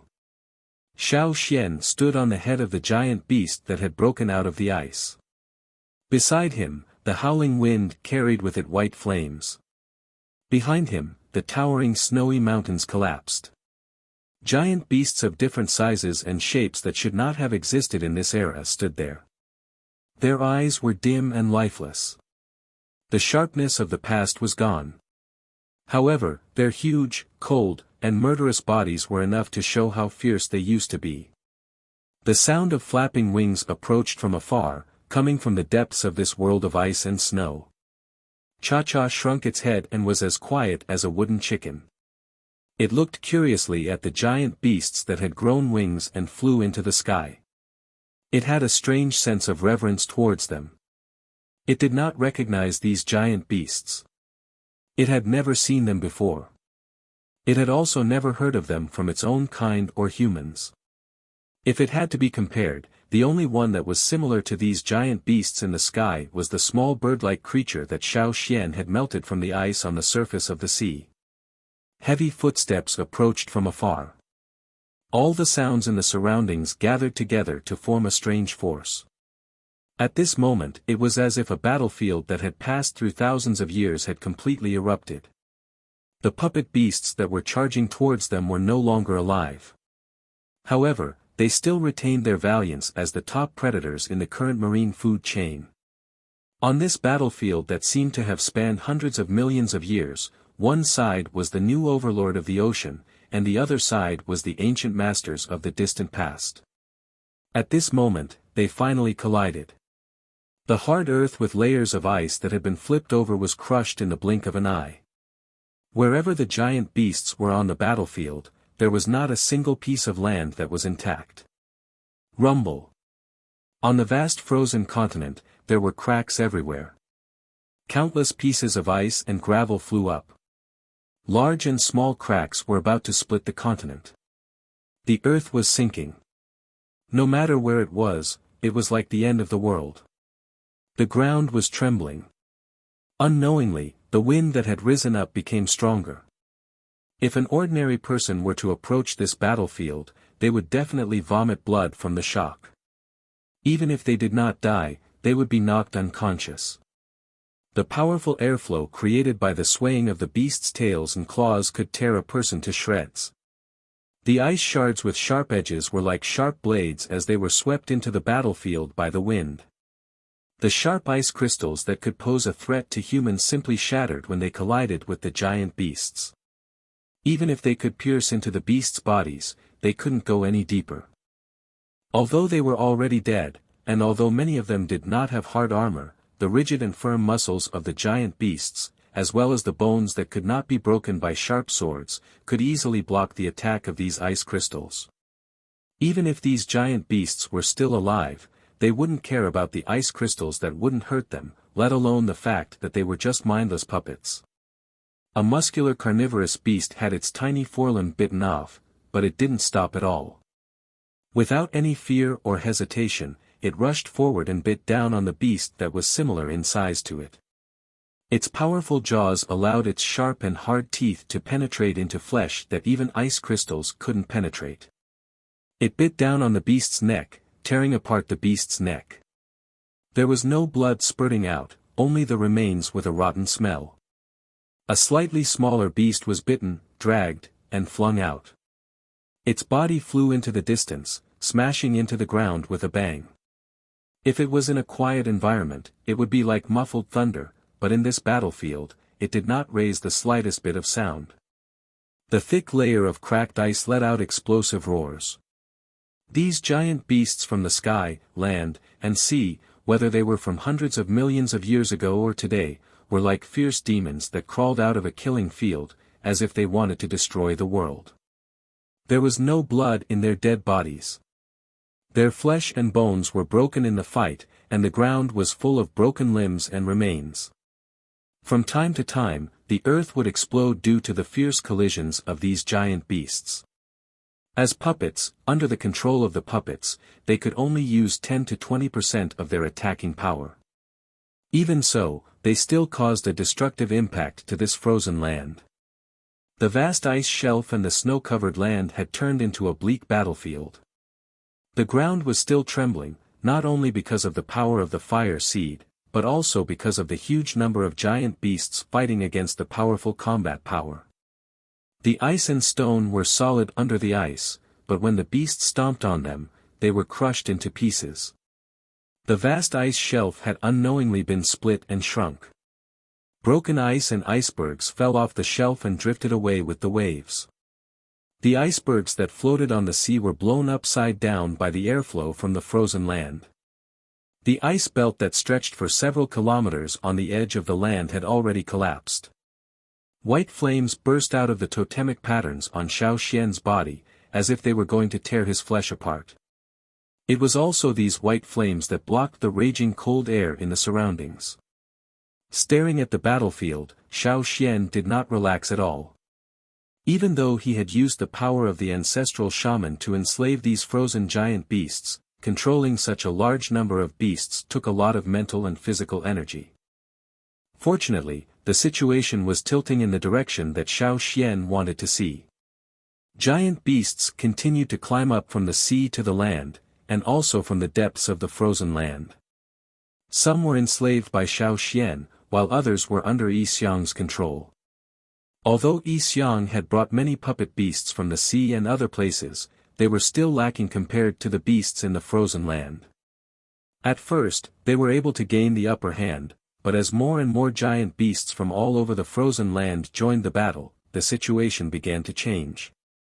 In terms of physical strength, the current rulers of the sea might not lose to the ancient giant beasts, but there were just too many of them and their bodies were too big. Xiao Xian had unleashed all the power of the ancestral shaman in his body the moment he arrived.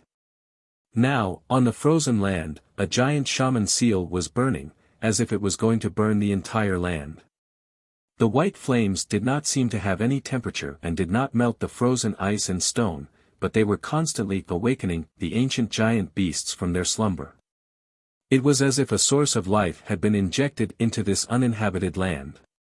Yi Xiang wanted to enslave some of the giant beasts that were suitable for puppets, but the white flames burning in this snowy land prevented his fire seed's power from being further enhanced. This was something that Yi Xiang could not control. His fire seed was retreating. Although it was not as cowardly as the other fire seeds in the face of the ancestral shaman's power, it was retreating. Before this, Yi Xiang had always thought that his fire seed was stronger than the Yi family's fire seed, that it had evolved from the Yi family's fire seed. This was also why Yi Xiang's fire seed had more white flames than the rest of the Yi family. Before this, Yi Xiang had always wondered how his fire seed's power would compare to the ancestral shaman's. However, the ancestral shaman's power had not appeared in the world for a long time, and the records of the ancestral shaman in the ancestral records were mostly empty. He had once used up his life to perform a divination, but only managed to get a vague result. It was this vague result that made Yi Xiang think of ways to extend his life. He had waited for 1,000 years. The ancestral records of the Yi family recorded that a long time ago, the fire seeds of the various tribes were not created by the Yi family's ancestors, but were ignited by the ancestral shaman. The Yi family's ancestor said that he was the closest person to the ancestral shaman, meaning that the first fire seed ignited by the ancestral shaman was the Yi family's, which was the fire seed of the former Yi tribe. Therefore, many times, other than the Yi family's own ancestors, the Yi family also treated the ancestral shaman as their other ancestor. Yi Xiang's pursuit of the ancestral shaman's power had never stopped, but unlike the Yi family's reverence for the ancestral shaman's power, his pursuit was more like provocation. Yes, provocation. When the old men of the Yi family noticed Yi Xiang's intentions, they scolded him harshly. To many people, Shao Xian of Yanjiao was Yi Xiang's greatest threat. However, Yi Xiang's main goal was not to kill Shao Xian. He just wanted to see how powerful the ancestral shaman was, and whether he could surpass it. After all, Yi Xiang believed that he was the most powerful person in the Yi family in the past 1,000 years, or even 10,000 years. Attacking the Yi family was a way to prove his strength. However, reality proved that he was still his grandfather, and his ancestor was still his ancestor. Even if Shao Xian was not the ancestral shaman, and had only received a portion of the ancestral shaman's power. However, this small amount of power was still more powerful than Yi Xiang's. It was the same in the conscious world, and this time, it was the same. Yi Xiang was using a similar method. Yi Xiang closed his eyes. This was a situation he did not expect, and he could not predict anything. This was the first time Yi Xiang realized the difference in power between him and the ancestral shaman. "It's not enough, it's still not enough," Yi Xiang said in a low voice. His voice was filled with complicated emotions, as if he was unwilling to give up, but also resigned to his fate. No one could understand what he was saying. Perhaps it was the exhaustion from controlling the beast horde, the pressure from the reversal of the situation, or perhaps it was his emotional turmoil, but Yi Xiang's body trembled slightly. His fingers that held the wooden bracelet slowly moved the carved wooden ornaments. Then, he suddenly tightened his grip and pressed his thumb on a circular wooden ornament. His sunken eyes, shrouded by the shadow of his hood, opened abruptly. Red light flashed in his eyes, as if blood was about to drip from them. At this moment, Yi Xiang's enslaved puppets stopped moving as if their power had been cut off. Some of them fell to the ground, while those that had just climbed onto land slid down the ice into the sea. Shao Xian looked ahead. Without the giant puppets blocking him, he was standing on the head of a giant beast, and could see Yi Xiang. Had he given up? Admitted defeat?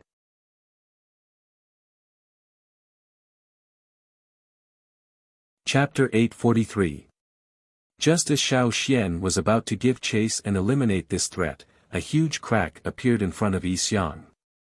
The last part of the ice shelf that was still intact broke away from the mainland. Pieces of ice broke away from the ice shelf that Yi Xiang was standing on as the seawater drifted away. The ice shrunk and thinned as it rapidly disintegrated. In an instant, the ice shelf that could withstand the weight of a giant sea beast could no longer bear the weight of a frail person. The ice shelf had shrunk to the point that there was only one piece under Yi Xiang's feet. The buoyancy of the ice could no longer support him. That world is not just a world of consciousness. It connects the past, and the future.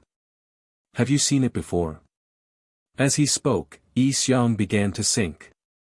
By the time he finished speaking, he had completely sunk into the sea. Shao Xian could no longer sense Yi Xiang's presence when he sank into the sea. There was no trace of the fire seed's power. It was as if Yi Xiang had completely disappeared. Unless Xiao Xian dived into the sea to look for him, he would not be able to find Yi Xiang, dead or alive. There were sea beast puppets, but they were inanimate creatures with no consciousness. They had no sense of sight or smell. They could not be used to find people. Xiao Xian scanned the area again but still could not find Yi Xiang. There was no way to pursue him. His ability to escape was impressive. Xiao Xian thought. However, Xiao Xian felt that he was severely drained. He was mentally exhausted and his head throbbed with pain, as if a giant beast was stomping on it. Continuing to pursue Yi Xiang would only worsen his condition. Xiao Xian was not as proficient as Yi Xiang in controlling a large number of puppets. If he was not careful, he would suffer a backlash. Xiao Xian did not want to suffer a backlash here. Xiao Xian stopped wasting energy controlling the giant sea beasts and decided to take a break. However, he soon realized that something was happening to the giant sea beasts he was no longer controlling. White flames burned from the bones of the controlled beasts. The tough ice crystals, the tough beast hides and meat, the bones that couldn't be pierced by blades and axes, everything was burned to ashes in the blink of an eye. The mountain-like beast was burned to ashes in the white flames right in front of Xiao Xian's eyes. The horde of beasts that had come from all over the place had all been burnt to ashes. Only the corpses of the beasts that Yi Xiang had enslaved were left on the ground, untouched. For the time being, Xiao Xian couldn't figure out what was going on. The only thing he was sure of was that the corpses of the beasts he had enslaved had all spontaneously combusted into white ashes in the white flames. After the battle between the beasts, there was no longer any layer of snow on the ground. There were only a few pieces of ice scattered everywhere. Large chunks of the ground revealed their original color, but now, after the beasts were burned, the ground was once again covered in a layer of white. The giant beast that Xiao Xian was originally standing on also turned into white ash. Even its hardest teeth and claws couldn't escape this calamity. As far as the eye could see, it was all white. Seeing something, Xiao Xian walked over step by step. The layer of white ash creaked as he stepped on it. It sounded similar to snow, just not as cold. Xiao Xian walked to a spot and looked at a protrusion on the ground. He raised his hand and brushed away the layer of white ash that covered it. It was a piece of ice, probably broken off when the iceberg collapsed. Fortunately, it wasn't stepped on by the beasts and because of the cold temperature, it didn't melt and was preserved. What attracted Xiao Xian's attention was the thing in the ice. A clump of grass. A clump of grass that had been frozen for who knew how long. The grass clump was the size of a watermelon, golden in color and tangled together. Xiao Xian could even see the small fibers sticking out of the grass through the ice. He could even find some cuts on the grass clump. The cuts weren't even. They weren't cut by a sharp blade, but more like they were bitten off. Xiao Xian placed his hand on the ice. The ice slowly melted, revealing the clump of grass inside. If it was a normal grass clump, it would have been destroyed long ago. However, this grass clump was still frozen. When Xiao Xian held the grass clump, he felt a strange sensation on his fingers. He couldn't break it even if he used a little strength. Xiao Xian had never seen grass like this before. Perhaps it still existed in some unknown place, or perhaps it had already gone extinct. This clump of grass was made up of several stalks of grass. They were tightly bunched together. Xiao Xian spent some effort to untie them. Then, he braided these stalks of grass into a rope. When Xiao Xian saw this rope, what Yi Xiang said before he disappeared echoed in his mind. It wasn't just a spiritual world. It connected the past and the future. Where was the past? What was the future? Although he didn't understand Yi Xiang's intentions, Xiao Xian couldn't help thinking about it. He had a feeling that if he could see the past and the future, he would be able to discover something. He lowered his head and saw that he had finished braiding the grass rope. He smiled silently and sat on the ground to tie knots. Everything around him seemed to fade away. His surroundings were no longer white. Instead, it was replaced by darkness. After the complete darkness, Xiao Xian saw many sparkling dots of light, like stars in the night sky. This was a spiritual world. Xiao Xian didn't know what those light spots were. He just looked at the star-like light spots circling around him like a river of stars. Those flickering moving light spots seemed to contain a vast intent domain, which was mysterious and transcendent. The darkness was replaced by light. The dots of light became blurry, and the chaos around him gradually became clear. This was no longer a world of fire and darkness. Xiao Xian saw a world of color. There was golden grass around him, similar to the grass Xiao Xian found in the ice. The only difference was that there was too much of it, and it had already been bunched up. Looking around, there were eggs about the same height as Xiao Xian lying quietly on the grass. Not far away, there was a grass wall surrounding them. This was a nest. In the next moment, Xiao Xian confirmed his guess. Ignoring the eggs around him, in front of him, huge bird-like beasts were pecking and chasing each other. They didn't look like they were fighting, but more like they were playing. They were different from normal birds. They looked similar to the forest raccoons in the tribe. The only difference was that they didn't have wings or feathers. As he pondered, Xiao Xian realized that his vision was changing. It was as if he was flying, leaving the ground. This allowed Xiao Xian's vision to widen. This was a forest full of towering ancient trees. Suddenly, those strange featherless beasts all fled in panic. The ground trembled, and the branches shook. An even larger and fierce-looking beast stepped into this area. Its large mouth was dripping with blood, and it was biting tightly onto a beast that was less than a third of its size that was still struggling. Xiao Xian recognized what it was. Not to mention the ferocious beasts that lived in prehistoric times, Xiao Xian had seen one just now.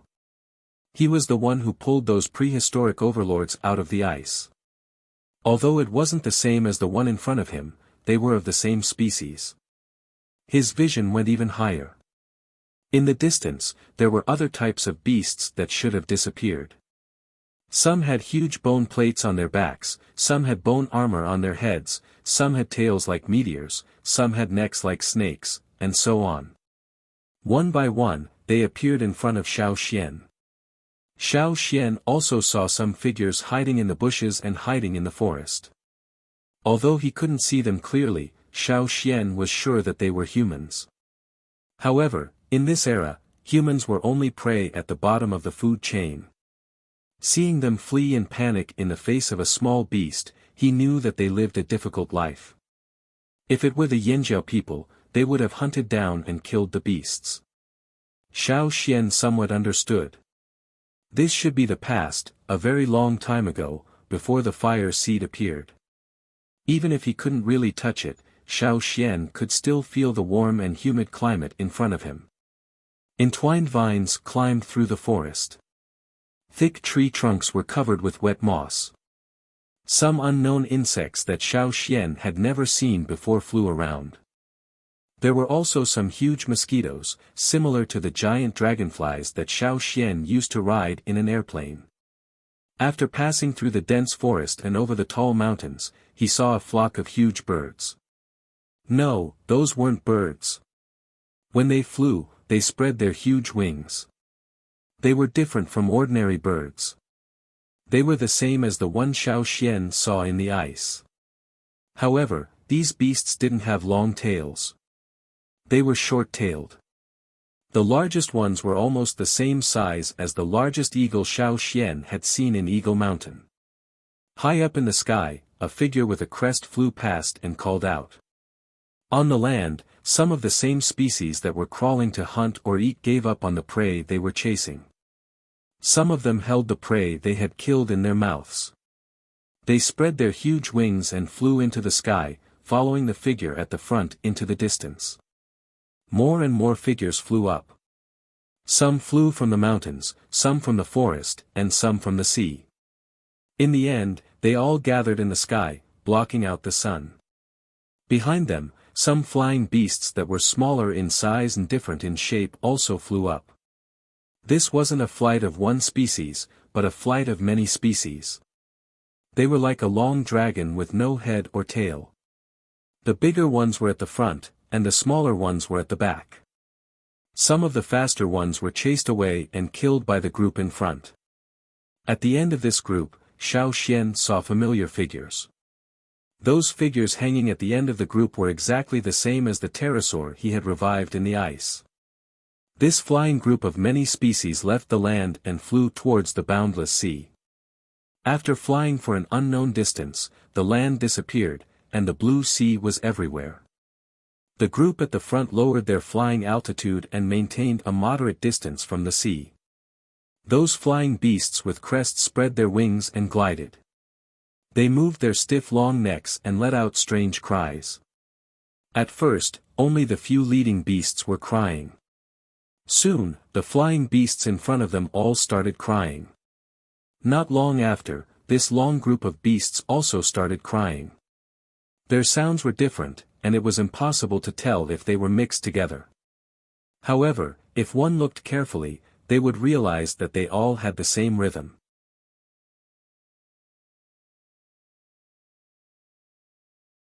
Chapter 844. There seemed to be something swimming under the surface of the water. The group started to descend and dive. The flying beasts closest to the surface opened their strong jaws and swallowed the fish that were swimming near the surface. Soon, there was no need to dive into the water. A large school of fish appeared on the surface of the water. Many fish jumped out of the water, their scales reflecting a dazzling silver light. To this group, this was a feast. The originally thin and long team was now spread out. Every one of them was excitedly hunting for food. The larger ones were even wolfing down their food, as if they wouldn't be able to eat their fill if they were a step slower. They ate many fish in one mouthful. On the other hand, the ones at the back of the group could only eat one fish. However, they were also very fast. The fish were eaten as soon as they jumped out of the water. In the end, only the bones of the fish fell into the water. Not long after, the group near the surface of the water started to rise again. The fish on the surface jumped even more vigorously, and their numbers increased. However, the group had already flown high and was far away from the surface of the water. Splash, a huge spindle-shaped figure jumped out of the water. Its spinning body splashed water everywhere. The splashing water reflected the dazzling sunlight. The rows of large and hard bone scales on its body were especially eye-catching. Xiao Xian felt that it was very familiar. Similar figures jumped out of the water and dove back into the water. The small fish that jumped out of the water earlier were probably driven up by this school of fish. In the air, they formed a long line and continued to fly. In the water, the school of fish with bone scales followed the same path. Looking at the small figures at the back of the group and then at the school of fish swimming in the water, it felt like déjà vu. Xiao Xian suddenly remembered a scene he saw in the tribe. The little pterosaur was standing on a tree and calling out rhythmically. Not long after, in the man-made river channel, the fish that the D Mountain people sent to live in the sea and only returned to the river at certain times of the year to breed appeared on the surface of the water. Thinking about the situation back then, he looked at the scene in front of him. The migrating flying beasts and the migrating fish in the sea. It turned out that they already knew each other. Xiao Xian was like a bystander. He followed the migrating beasts and looked at this awe-inspiring and magnificent world. Everything seemed to be operating according to the fixed rules of survival. Thousands of years passed like a day. Until one day, a white light streaked across the clear sky and smashed into the ground. The exploding white flames scattered in all directions. The trees, fish, insects, birds, and beasts that came into contact with the flames were all set ablaze.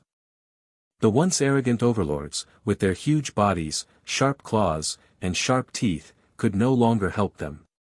They could only howl in despair and roll on the ground in pain. White flames invaded this world. Xiao Xian watched as the beasts of all sizes ran towards what they thought was the safest place, where the flames couldn't reach. Many of them were stopped by the white flames midway and burned on the way. Humans, who lived in a narrow space, could not avoid it either. The people hiding in the cave were still unable to completely escape from the white flames.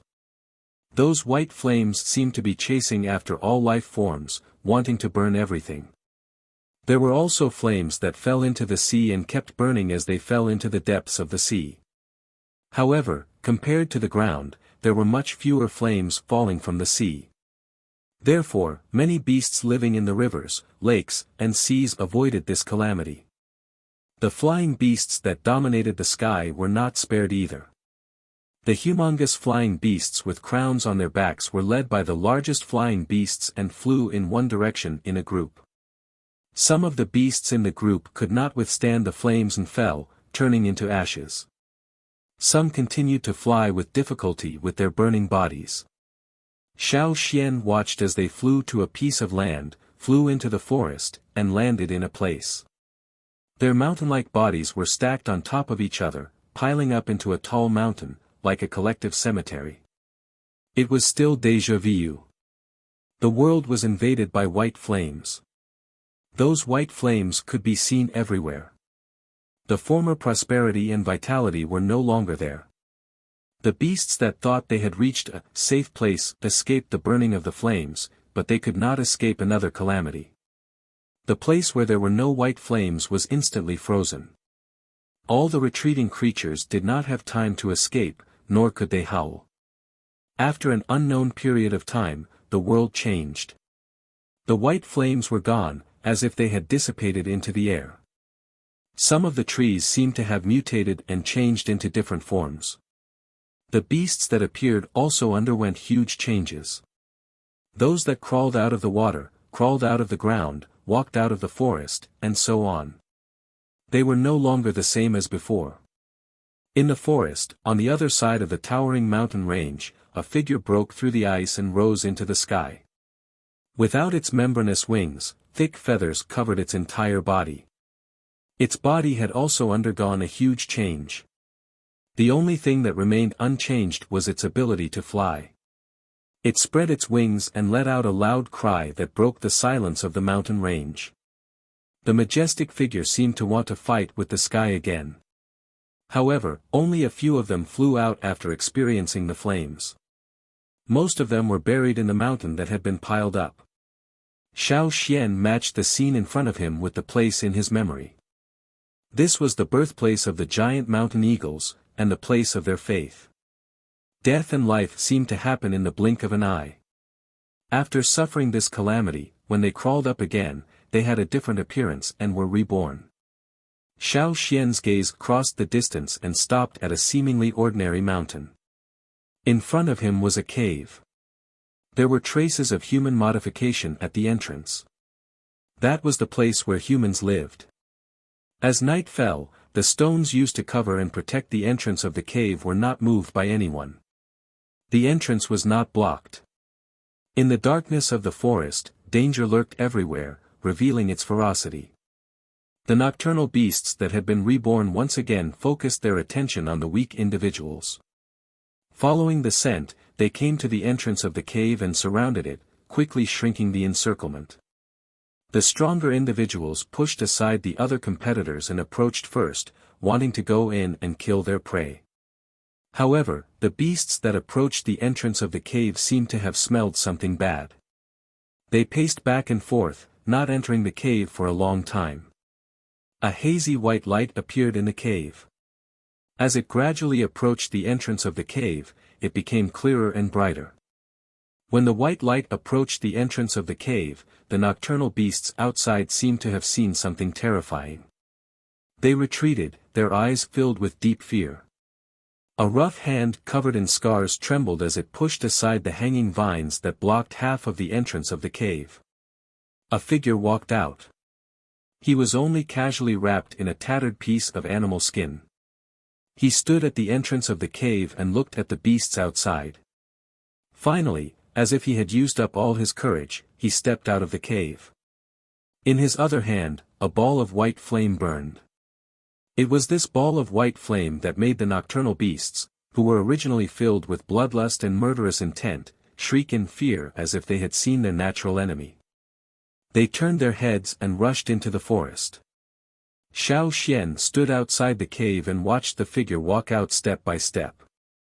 In the beginning, he was trembling as he tried to take small steps forward, but later on, he took bigger and bigger steps. The frightened look of the beasts made his steps firmer. When those beasts howled and fled into the forest, his shrunken back slowly straightened. Holding the fire seed, step by step, he left the pitch-black cave and walked towards a wider area, as if on a pilgrimage. The danger in the night moved away fearfully. The green eyes hidden in the trees sized up the person walking over. The fire had brought them change and new life, but they still could not avoid the fear engraved in their hearts. Seeing the person getting closer and closer, they let out unwilling roars and finally retreated and fled. The person focused on the fire in his hand, his eyes filled with desire and excitement. His unkempt hair was blown by the wind. His eyes reflected the white light of the fire, and strong emotions were fluctuating. A shout rang out in the forest under the night. Xiao Xian could feel the rising excitement and pride. White shaman patterns appeared under his bare feet that were covered in wounds and calluses. White flames rose from the ground and burned the approaching mosquitoes. Fire seed.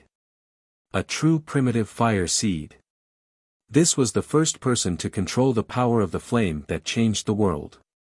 From this day onwards, humans were no longer squeezed into narrow cracks, no longer stepped on at the bottom of the food chain, no longer cowering in dark and narrow caves, unable to move forward. The morning sun broke through the curtain of night, bringing light back to the earth. The person standing there looked away from the fire in his hand and strode towards the direction of the rising sun. He walked faster and faster, and finally let go of all his worries and ran to his heart's content. In Xiao Xian's vision, the world was shrinking. The forest and the people had become blurry. The only thing he could see was the moving white flame on the continental plate, the first fire seed. The white flame was moving, and as it moved, balls of fire appeared beside it. The first was a ball of white and orange flames. After that, other balls of fire of different colors appeared beside it. Some were big and some were small. Some were moving in other directions, while others stayed where they were. Xiao Xian had seen some of them before. They matched the tribes. Xiao Xian found a ball of fire that belonged to Yinjiao. The two-horned totem appeared above the ball of fire. Not only Yinjiao, but also other tribes. The 6 major tribes of the royal city, Yinjiao, Hui, Mang, Yu, Han. There were also some that Xiao Xian had never seen before. They were very unfamiliar. As the most primitive fire seed, the white fire seed ignited many balls of fire. Therefore, it would not be rejected by the fire seeds of other tribes. The balls of fire that were ignited were the foundation and core of each tribe's establishment, the fire seed of the tribe, the source of the totem's power. The appearance of fire was destruction and innovation. It was respected and feared. Everything was reborn from the heavenly fire. That was a world-class nirvana brought about by the fire seed. After the destruction, there would be life that would emerge from nirvana. It would be colorful and beautiful, and it would grow upward. Humans were perhaps the biggest winners of that disaster.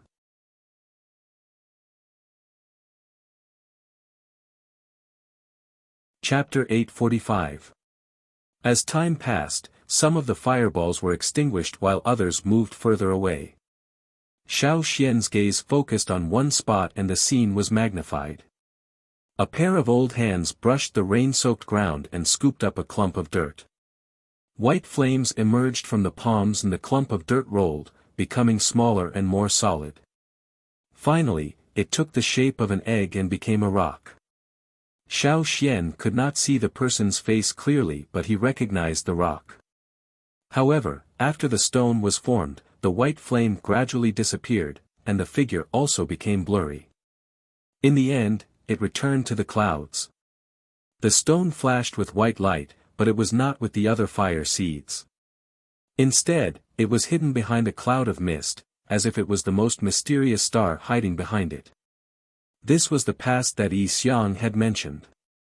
Xiao Xian wanted to see the future, but his body was so tired that he couldn't maintain this state. There was still time. As he left the world, Xiao Xian felt his consciousness slowly returning. His nerves relayed the sensations around him. The cold reminded Xiao Xian that he was still on the frozen continent. He opened his eyes. He still held the golden rope in his hand. His surroundings were still white, but unlike before, it was now covered in a thick layer of snow instead of white ash. Other than the area around Xiao Xian, the snow was knee-deep. An eagle screeched from a glacier not far away. Cha-Cha landed in front of Xiao Xian with a fish in its mouth. "Have you been waiting for a long time?" Xiao Xian looked at the eagle in front of him, remembering the scene he saw in the spiritual world of Eagle Mountain. He patted its head and walked towards the edge of the glacier. Xiao Xian knew that every time he entered the spiritual world, it felt like a long time had passed in the real world, even though it felt like a short time. When they first arrived here, Cha-Cha didn't have any major injuries because of the beasts chasing them, but there were still a lot of small injuries. But now, those injuries were completely gone. The new injuries should have been caused by the recent hunting. The remains of Yi Xiang's puppets had long been covered in snow and frozen by the new ice shelf. The collapsed ice shelf had once again covered the edge of the continent. It was not as tall as before, but Xiao Xian believed that with time, the ice shelf would return to its original state.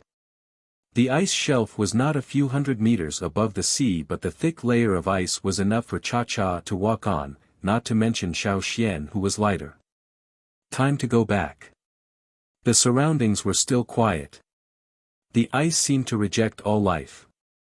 However, when he left the spiritual world, Xiao Xian saw some brief images. He knew that if that was the future, the glacier would soon become lively. Looking back at the white ice, Xiao Xian leaped onto the eagle's back. "Let's go." The sky was not as gloomy as it was when they first arrived. Yangguang's light shone through the thin layer of clouds. The ice mountain did not look so cold under the warm light. After Xiao Xian left, the frozen world remained the same. Day and night alternated. One day, on the quiet snowy ground, a figure emerged from under the snow. His back was black and his belly was white. His webbed feet stepped on the snow, and his body stood upright, swaying as he walked, looking blankly at the world of ice and snow in front of him. Behind it, a few similar figures came out from under the snow. They formed a group and wobbled towards the seaside. They jumped into the water clumsily. Some were knocked down by their companions and slid directly into the sea from the snow. In the water, their fin-like forelimbs were like paddles. They swam agilely and hunted excitedly. But not long after, the figures that jumped into the water scrambled to climb ashore. Some of them were too hasty. Not only did they fail to climb up, they even slid down a few times. It was very embarrassing. Not far from the shore, a slightly round head emerged. It was black with a tinge of white. It rose vertically from the water and slowly rotated. Its eyes curiously looked around, especially at the figures that climbed ashore. It stared at them for a while before slowly sinking back into the sea. Crack, crack, crack, the sound of ice plates cracking could be heard as a large crack appeared on one of the ice shelves. The crack was getting bigger and bigger, and the floating ice on the water surface was shaking violently. Looking from above, one could see that there was a huge black shadow approaching the water surface. Whoosh whoosh, strong air currents pushed up high water columns on the surface of the sea. In invisible corners, there were many lives that were awakening. This desolate land of ice, which was once almost devoid of life, finally welcomed a lively day. On the other side, Cha-Cha flew back along the same path. However, it did not head towards the desert. Instead, it turned midway. It was already very far from the ice land. What entered its eyes were high mountains covered in snow.